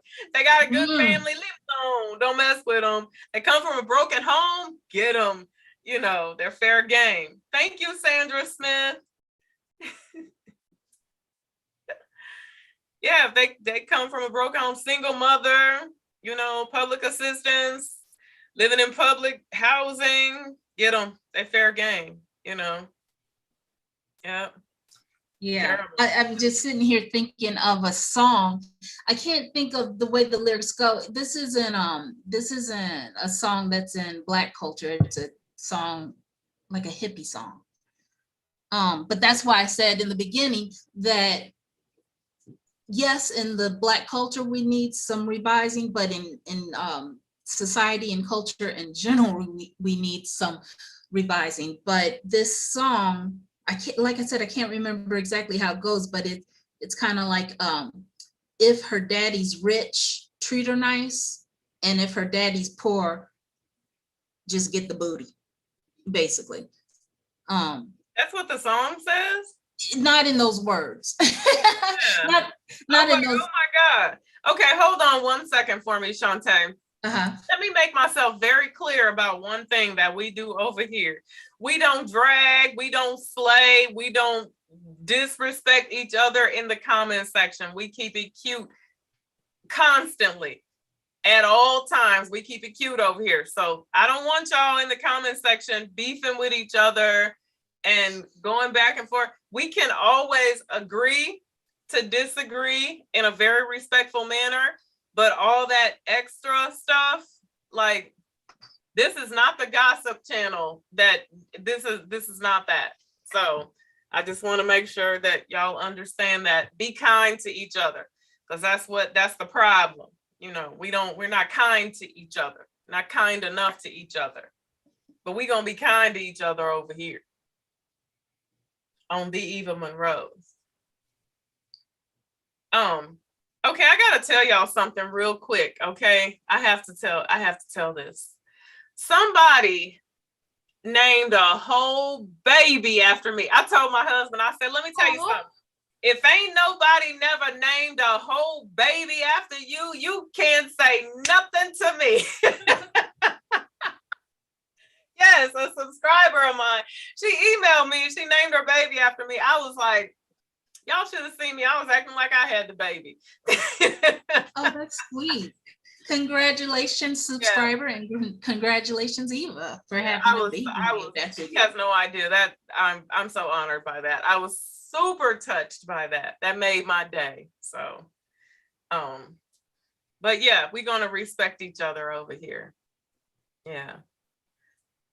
Oh, someone says the song is "Dancing in the Moonlight" that you're referring to. No, it's not "Dancing in the Moonlight." I love that song. No, it's got that dun dun dun dun dun dun dun dun dun dun dun. Oh, I know that beat. I know that hook. Yeah, it's that song. Someone is asking you, or asking how did she heal from her mother's comments about the abuse? I would be curious to know. There's a whole lot of things that I had to heal from, and some might say that I'm not healed yet, that I'm still healing. Did I heal from that? I believe so. I think just growing up, reflecting and understanding what that meant, and that wasn't a reflection on me, that was a reflection on her. As terrible as it made me feel at the time, it was meant to do that, because that's what in our past, and we're changing in our culture, but that's what was part of our culture. The shaming. Yeah. You need to shame your kids into respect, and shame your kids into doing what they're supposed to do. And so the shaming of the kids just went into other places that I guess they didn't realize that they were shaming. And so this horrible thing happens, and I go and talk to her about it, and she's trying to shame me about it. I mean, she did take care of some of the instances and maybe you're froze on me. Addressed. I remember one time, this was the talking I was supposed to be doing in the garden, huh, Eva? Yeah. I was all shy and nervous in the garden, but okay. But I do remember this this one time where a man came to paint our cabinets. I hope you can still hear me. Yeah, I can hear you. Okay, good. I saw something come up on the screen. A man came to paint our kitchen cabinets a different color. And it was an old white man. And so we had trouble with the electrical.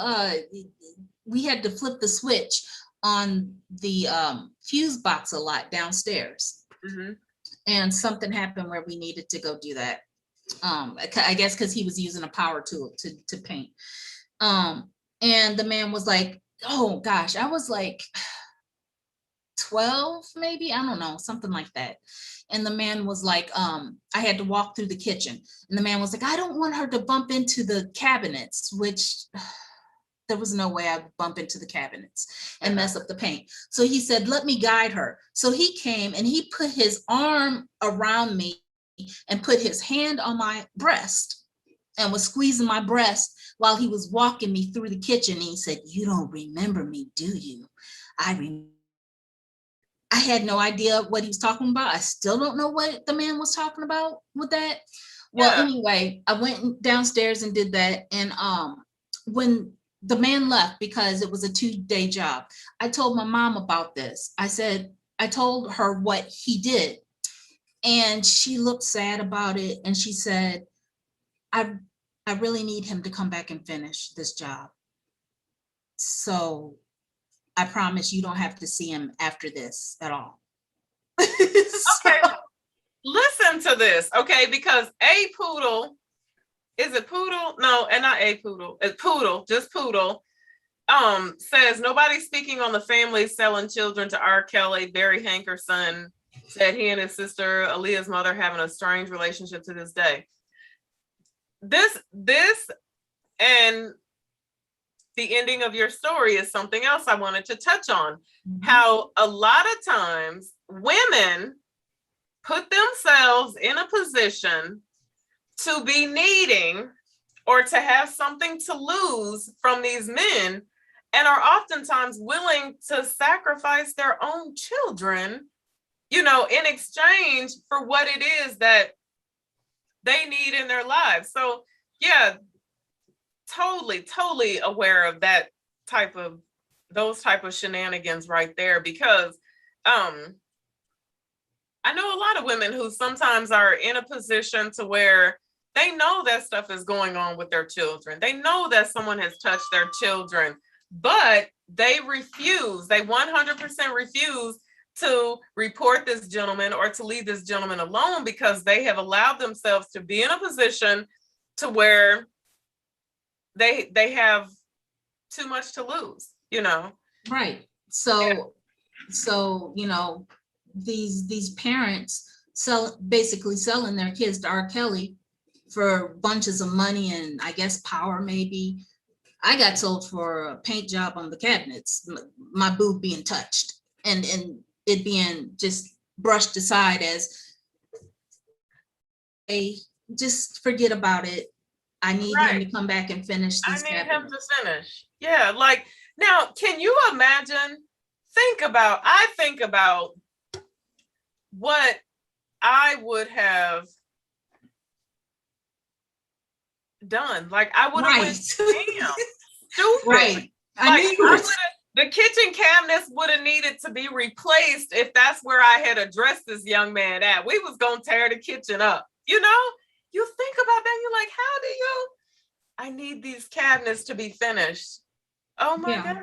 Yeah. I mean, and it goes deeper than that. I mean, it's amazing how long it took for some of these realizations to come to me. And I wonder if it's like that for other people, but it's like my mom had a spell on me and I my brain couldn't think past a certain spot while she was alive.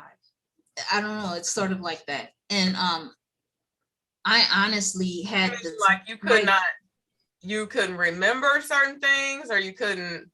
yes, I couldn't remember certain things, and also I couldn't fathom certain things. Yeah. Like you know, your mind won't go there, you know. And then after she died, it was like a break, you know. I can do this, I can do that, I can do this, I can do that.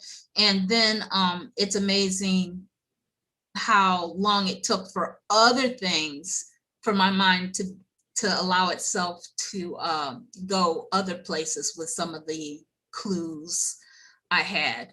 Yeah, that's A long time. That comes with tucking, right? Right. Yeah, tucking stuff away, being quiet, you know, not being able to talk about certain things, and then what do they say? It all comes out in the wash. It's all gonna come out in the wash, and then one day stuff just starts, like, you know, and you're like, wait a minute, you know, oh my God, I remember this, and I remember it vividly, and I remember the people that were involved, and I remember, yeah, it's trauma. Yeah. Yeah. If you're in the waiting room, okay, I'll have another Shantae Sterling. If you're in the waiting room and I don't get to you, I can't see the waiting room. So go out, come back in so you can pop up on my screen again. Yeah. Tucking stuff away, being quiet. Make sure you turn your YouTube off when you come in here. Turn your YouTube off. Or mute it. You don't have to turn it off, but mute it. But when you're in here with me, you don't need to read the comments anyway. Stuff just starts, like, you know, you're like, you know, oh my God, I remember this. And Jay Sanchez is giving you a virtual hug. This pains me to hear. Thank you. Yeah. And someone said this probably happened to her mother. This is why her mom did not have the capacity to protect her. Hi, how are you? Hey, Shantae. Hi, Shantae. And that's the very thing that I said about my mother. Like, my mother was not protected. Therefore, she couldn't protect me. You know, she couldn't protect herself, you know. So, hey, Shantae, what do you have to add to the topic? I got two Shantaes in here tonight. Shantae. Yes. Did you used to hear a lot of people telling you, oh, what an unusual name? Absolutely. And especially the way my mother spells it. Yes, you know what? People used to tell me that all the time. And I used to think that it was true until I grew up. And I have met a lot of Shantaes now. Okay. I can count on my hands how many I've met. Yeah. Yeah. Yeah, but I just wanted to come on first and say I'm so sorry for the things that you've gone through. It's heartbreaking. When I grew up just with my mother. My dad didn't always come around, and when he did say he was going to come, he wouldn't show up. But my mom was very protective of me and my brother, and making sure that we didn't have people around us that will harm us, but she also talked to us. And now that I'm a mother, when my children were small, I told them about their private parts. I said, it's waste management. Because I think as adults, you only think of it as a sexual part. But if you think about it, when you urinate, that's waste. So I would tell them that's your vagina and that's your penis. It's not a toy. Nobody's supposed to play with it. And what I would remind them is that it's covered up twice. And since it's covered up twice, it means it's supposed to be protected. It's not supposed to be played with. And I will always remind them, if anybody touch you, you tell me. And then I will always ask them when I will wash them up, has anybody touched you? And this is what they will say, I'll kill you. Your mom won't believe you. I'll buy you everything that you want. I said, no matter what they say, you're supposed to tell. When I grew up, I have so many family members and classmates who were touched. And it broke my heart because it's like, you felt like you were not safe in your own home. You're supposed to be safe at home. And because they wasn't, I became like that mother that's really overprotective of my children. And I'm grateful I'm married and my husband, he don't play. Our daughter's not walking around with little booty shorts on. She's not even allowed to wear shorts. She normally wears shorts that come to her knee or jeans and long skirts. So it's like, as people, we have to protect one another. And you have to believe your children when they say somebody did something to them. Because for the Absolutely. most part, people Yeah. lie about things like that. Yeah, you definitely have to believe your children. Yeah, what is it? Innocent till proven guilty? No, you guilty till proven innocent if one of my children tell me you did something to them. Absolutely. Absolutely. Absolutely. Yeah. I wonder now, as far as, do you think that, I wonder about telling children that's where like waste comes from, because then I would be a little bit concerned of the fact that they would be thinking that it's a bad area. You know what I'm saying? I get that, but I do everything scientifically. So I tell them when you consume water, when you consume food, your body takes what it needs. It goes through your cells, and then what you don't need gets wasted. That's what waste products is. So it removes out of your body through both ways. You keep it clean, body, so it'll stay with it. So they did things, they just understood if you drink water, then your cells is going to take it, it's going to go through your kidneys going to take what it needs, and then when it's done, it goes through your ureters, it goes to your bladder, and it comes out. So everything has always been scientific with my children so that they can understand. Right. Yeah. You definitely, let me read some of the comments. A mother can protect her children, ladies. Don't believe that. Even an animal protects their babies. Oh, absolutely. A mother can protect her children. And then this is the thing, because I talk about, see, it goes two different ways. I talk about my mother not being protected and not being able to protect me. But then sometimes it gets, I don't want to say overkill, because I don't know if there's such thing as overkill when it comes to protecting your children. But at some point in time, when you decide you want to break the cycle, then you pick that thing up and you're like, oh, no, I'm going to protect mine by any means necessary. So yeah, a mother who understands, a mother who knows a mother's love, a mother who has felt love, who has received love, who wants to break this vicious cycle, she definitely understands that it's important to, protect those babies and break the curse, or break the cycle, break the vicious cycle. So is this a gentleman? Do we have a gentleman in here? Yes, Curtis, Princess. turn your camera on. Okay.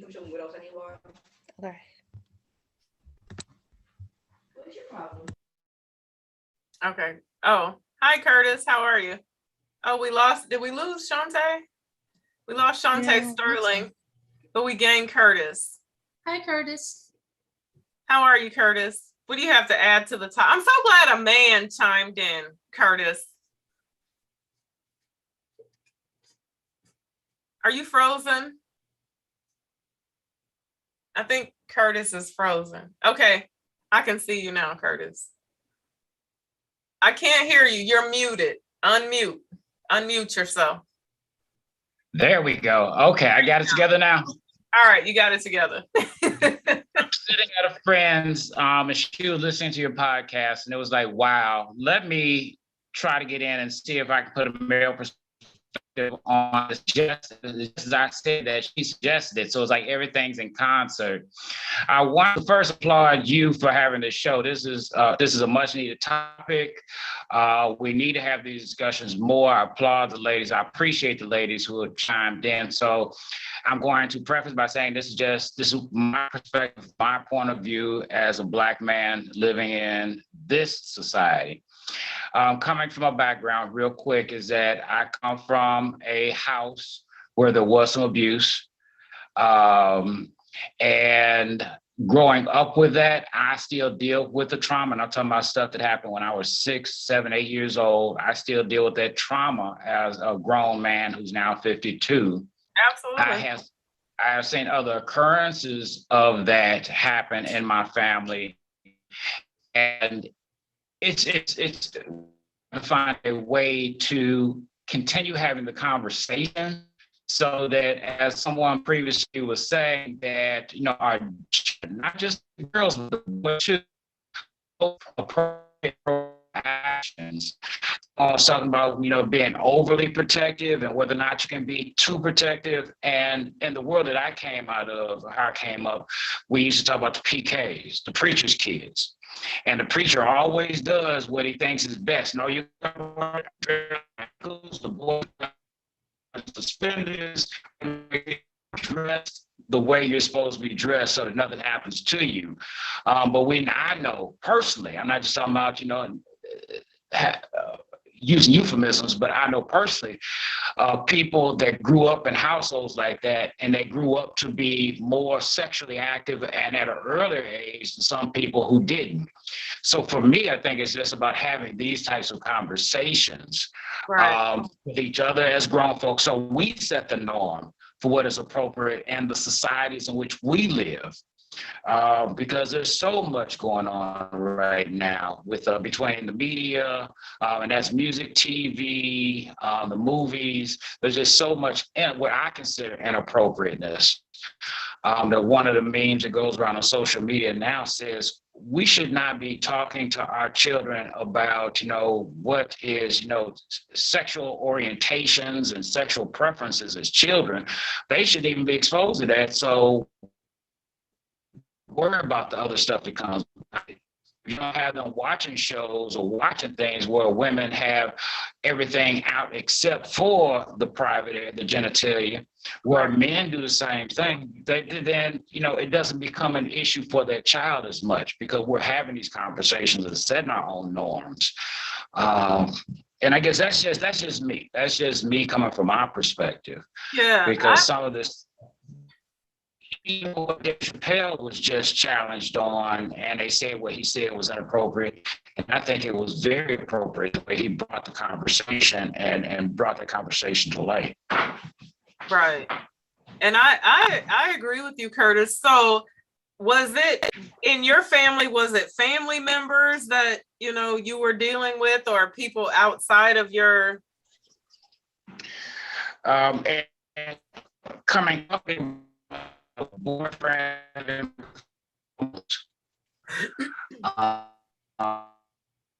with the family member, and I because I'm sure lots of people, it's a small world. Somebody's going to see this, and I don't want to put hers out there. Yeah, right. No, absolutely. No, don't drop no names, Curtis.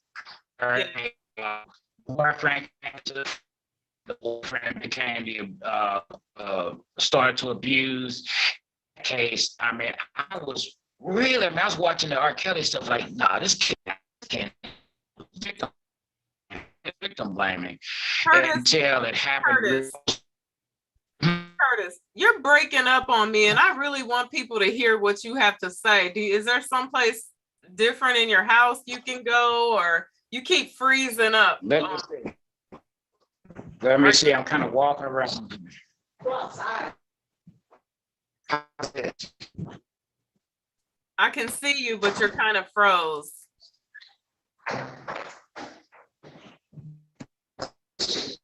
I really want people to hear what you're saying.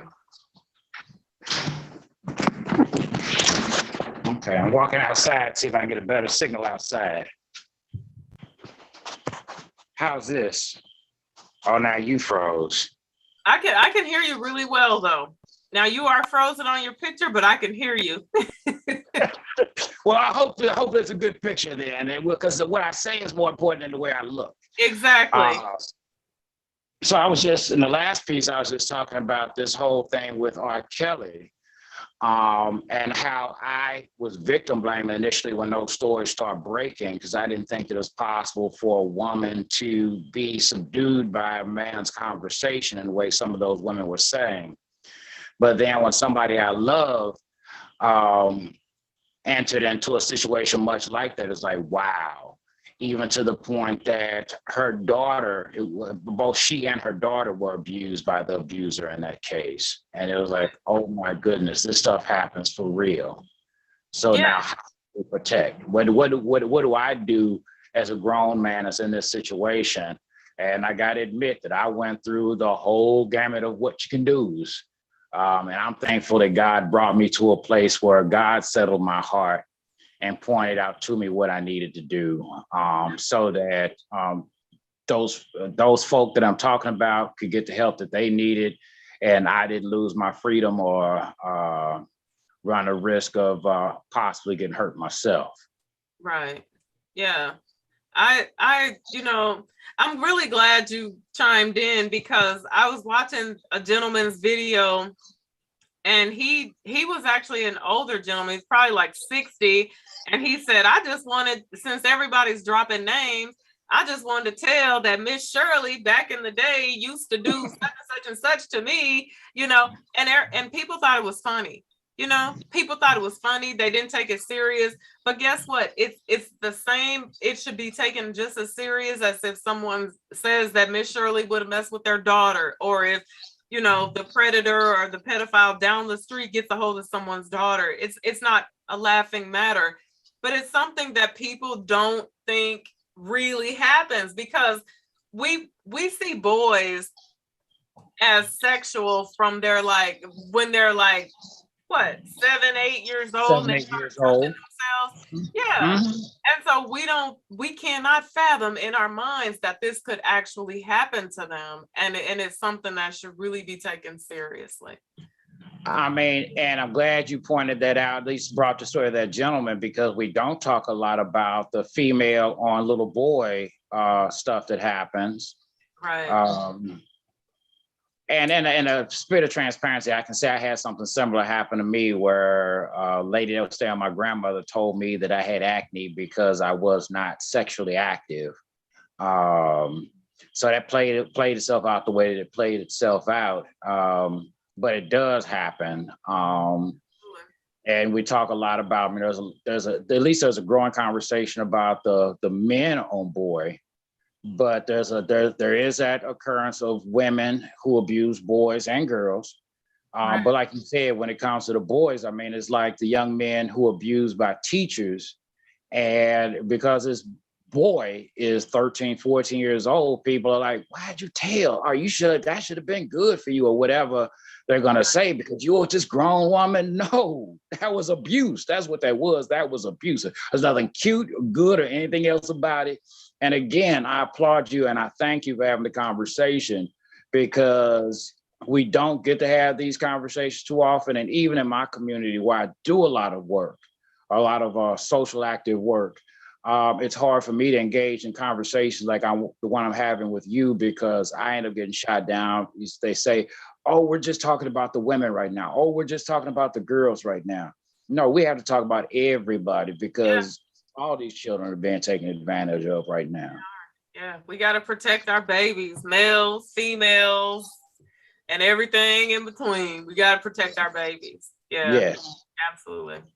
Well, I thank you so much for calling in, Curtis. Thank you so much. I thank you for having me, and you have a new subscriber. I'm going to be following your channel. Thank you a whole lot. I appreciate this. You have a good one. Thank you. You too. You do the same. Good night.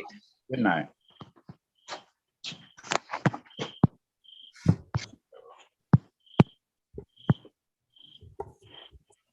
Add that we got a gentleman to call in. I'm really excited about that. I'm glad about that.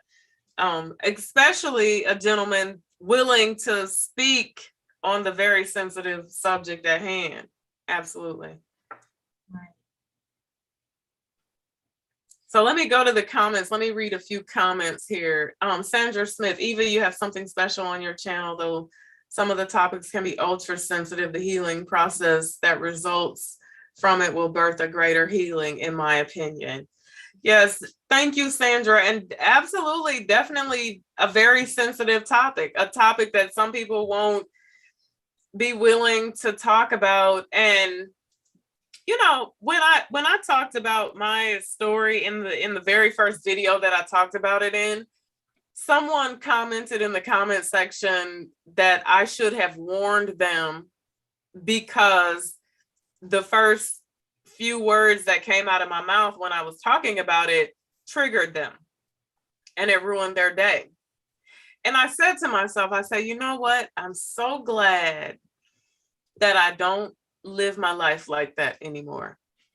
And I want for every woman, every single woman whoever hears my voice, not to have to live her life like that either. Because I remember those days I couldn't see things, couldn't hear certain things, couldn't talk about nothing, without just falling apart and crumbling and breaking down. And it wasn't a good way to live my life. And I don't suggest anybody else live their life like that as well. You are worth the healing, whoever you are. Yeah. Desiree Donaldson says, I'm 43 years old and I've never felt this comfortable to open up to anyone besides my therapist about these things. So thanks for this platform. You're so welcome, Desiree. Thank you for being here. Mighty Strong. Hey, Mighty. Children should be heard too. They go through stuff as well. Absolutely. Yeah, you definitely have to listen to your children. You have to listen to everything they have to say. You have to listen to them. You have to pay attention to their behavior, because sometimes when things are going on with them, they will behave different, and you have to pay attention to all that type of stuff.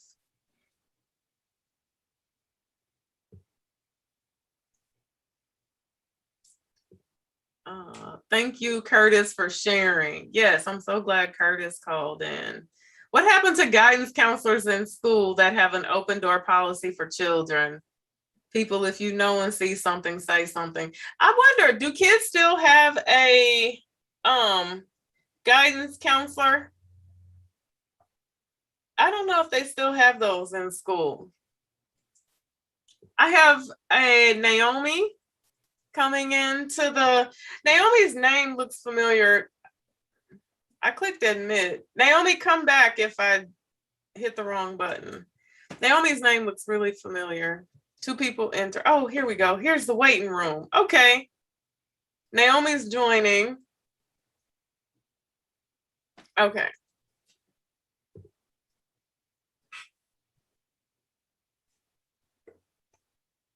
All right, now I see the waiting room. Sometimes I just have to laugh at myself. Like, I know nothing about all this stuff going on here. I'm learning though. I'm learning, you guys.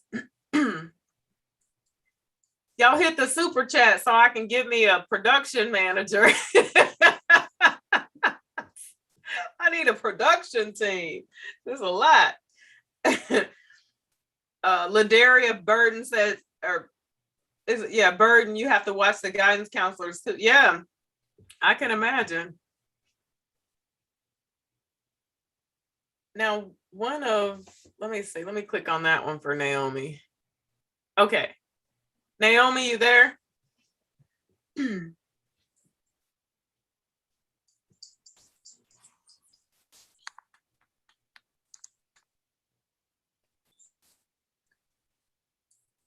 Naomi, can you hear me? Oh my God, yes. Naomi, are you a doctor? No, I'm not. Oh, I'm an okay, engineer. okay. What? I have you mixed up with someone else. Oh, okay. Oh my God, this is Hi, unbelievable. Naomi. Hi, I'm so happy. I always watch your videos. Turn your camera on, Naomi. Oh my God. Okay. It's dark here. Alexa, turn. Okay, sorry. Give me a minute. Okay.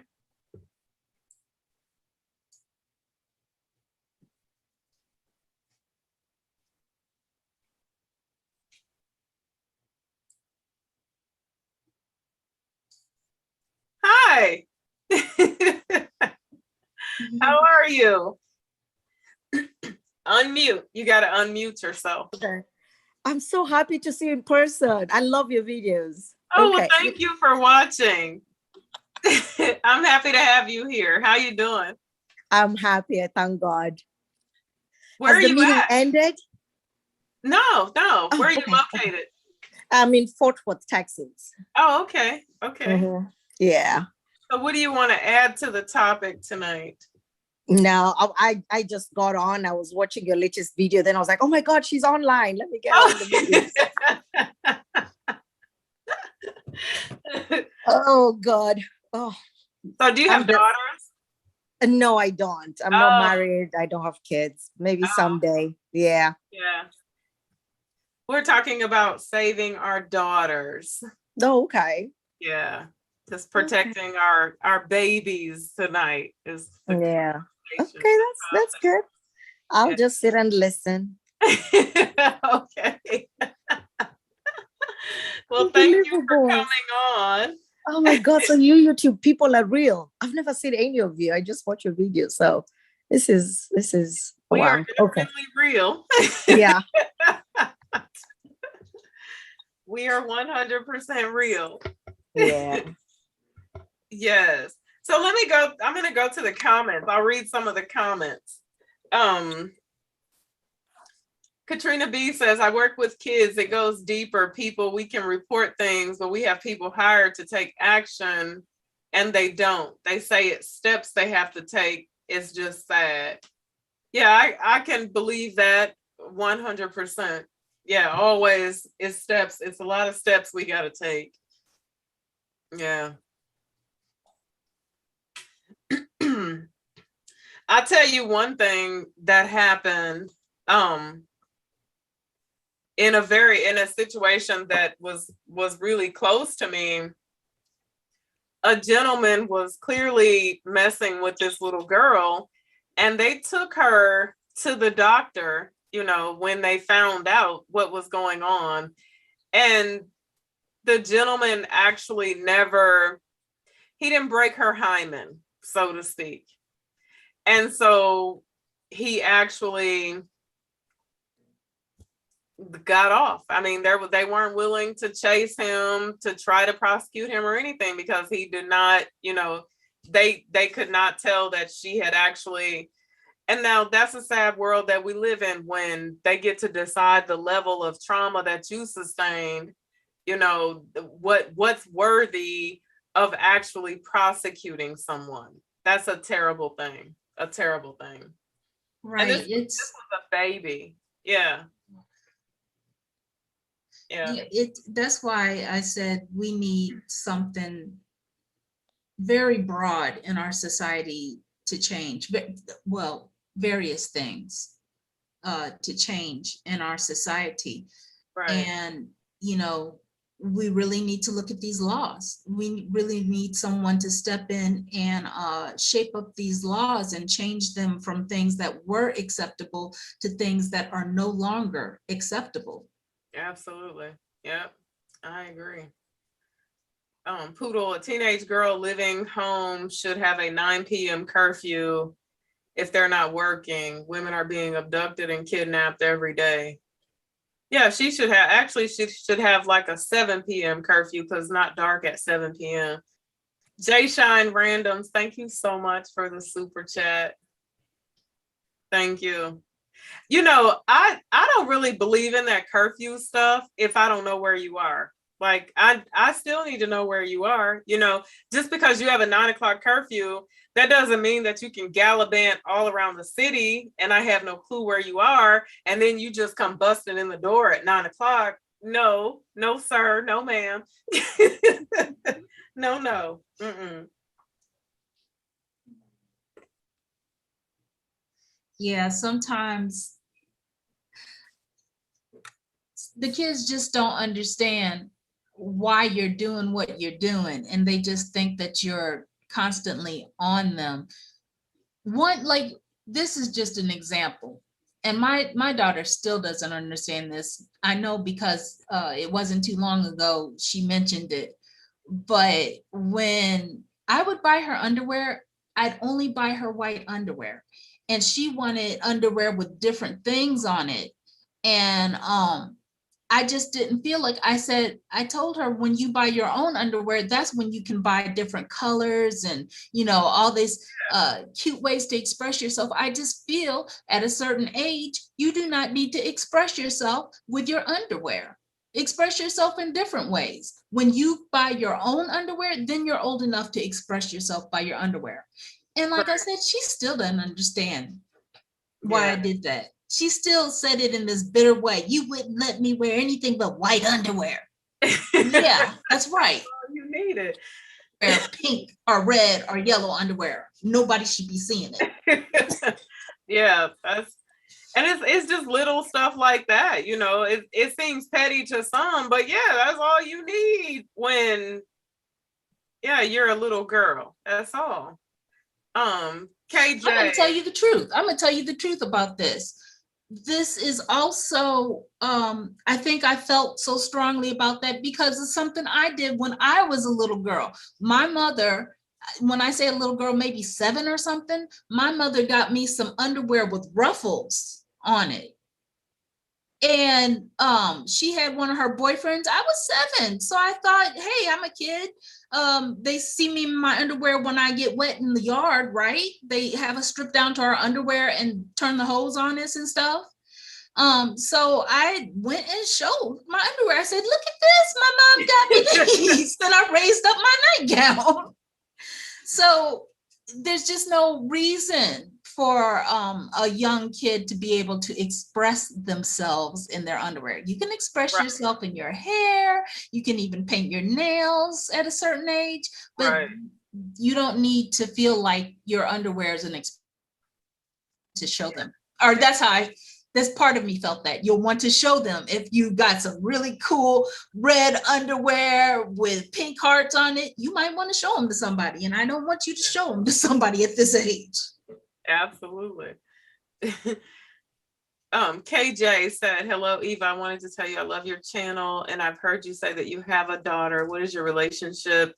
Is she receptive to your advice? No, not. I was just talking about her earlier. I was telling the story about, her shenanigans in March. No, she's not always receptive at all. At all, especially, now that she can say those 2 wonderful words, I'm grown, Yeah.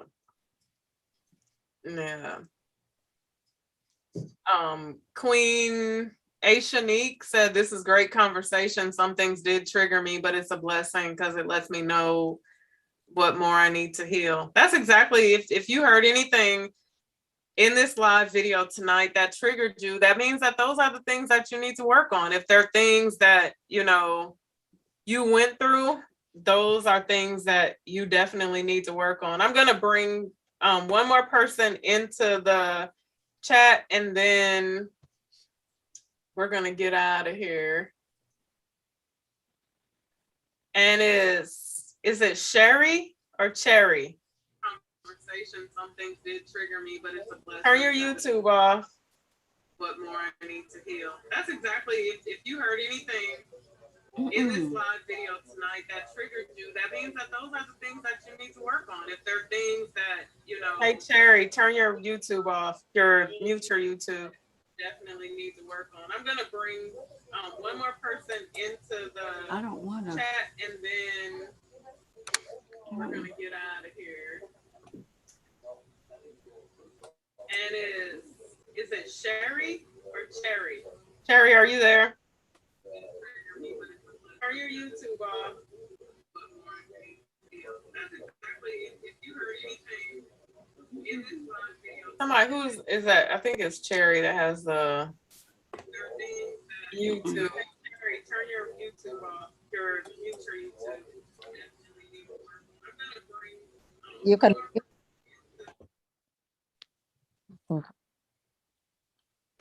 Okay. I was trying to figure. I kept hearing myself echoing in my. Okay, so I want to thank everyone for joining us for this very sensitive topic tonight. This was a long. I don't even know how long. How long have we been on here? Oh my God, it's 9:25, so almost 2.5 hours. So really, yeah, it's almost 9:30. It's 9:25. So remember, ladies, we have to start protecting our daughters, protecting our sons and our daughters, but watching over our children, just being very selective about who we bring around them, who we leave them alone with. Just because you met someone 30 days ago and they don't seem like a pedophile does not mean that you can leave your 4 or 5-year-old daughter with them while you run to Walmart for 45 minutes. Just let's stop doing this. Let's start listening to our children, listen to them, paying attention to them, and most of all, keep them off of social media. Just keep your kids off social media. Have your kids do a no social media week. I don't know if was it last week or the week before last? Facebook, WhatsApp, and Instagram were all down. I said, I know there are some people out here shaking and shivering and just going absolutely crazy. I was only irritated about WhatsApp because I like to talk on WhatsApp, but sometimes I am super behind because you know what? I didn't even know. Someone told me later. I was like, oh, I didn't know. Yeah, all down. I was like, there are some miserable souls out here, miserable. So give them a whole week. Take them off of social media. Give them some books to read. Put a stack of books in front of them and tell them no phone, no tablet, no computer. Read these books because reading is fundamental and all that food. Trying to get somebody's eyes clawed out. I know, right? Those little guys are gonna claw our eyes out if we try to take all of that away. All of those. Look, I'm telling you, they're gonna be like, books, what are these? How do you work these? But I'm telling you, it ain't gonna hurt them. I mean, it's only gonna help them. So reading is fundamental. That has never changed. It's still that way. All right, so thank you so much, everyone, for joining us on here tonight, and I will see you all in my next video. Thank you, Shantae. Thank you so much, Naomi, for popping in, and you get to see I'm real. Thank you, Eva, for having this discussion, and Absolutely. as usual, it's informative. It's, makes us think, and I appreciate it. And thank you, everyone else who came on and made comments as well. All right. Good night, everyone. Good Thank night. you. Thanks, Eva. You're amazing. I love your tips. There's so many things I've bought because of you. Like, oh my God. The only thing I haven't gotten to is the wigs. So I'll get there. But you're amazing. Your perfume selections, like, yeah. I love it. I love you so. Thank you, Naomi. You have a good night. Thank you so much. Hopefully I'll get the next one. I don't know when it is, but I'll see when it is. This seems like a pretty good night and a good time. So hope Oh, maybe okay. stay here. Yeah. Monday evening. So you start at 7? Yeah, 7:00. Oh, okay. Okay. But where are you located? I'm in Missouri. Missouri. Oh, okay. Okay. That's Uh-huh. good. That's good. Okay. Awesome. All Well, right. it was nice meeting you. Have a good night. You too. Bye-bye. Okay.